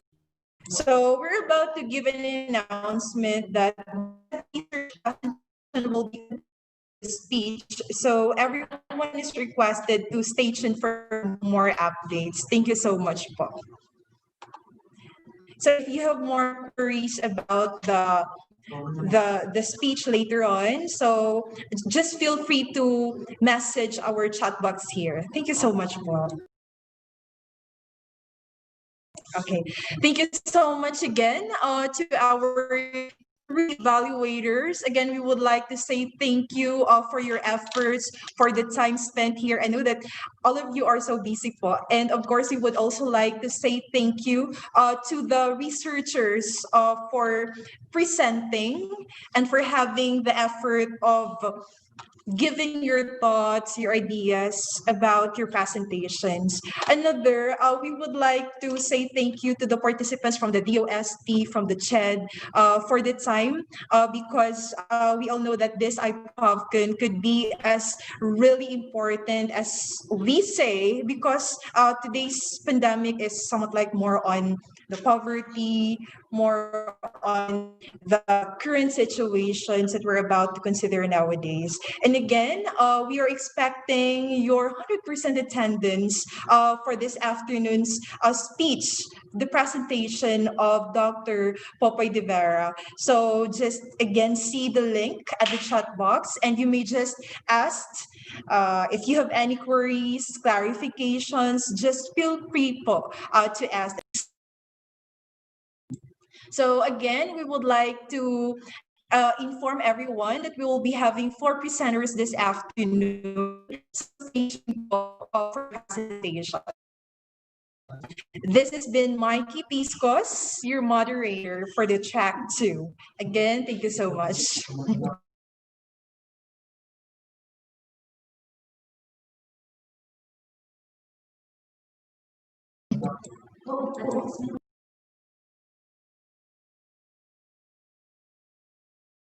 Thank you so much po again, and God bless. See you this afternoon for more updates and presentations. For more queries about the presentations, just feel free to message at our chat box. Again, thank you so much, and keep safe, everyone. Be excited for Dr. Popoy de Vera this afternoon.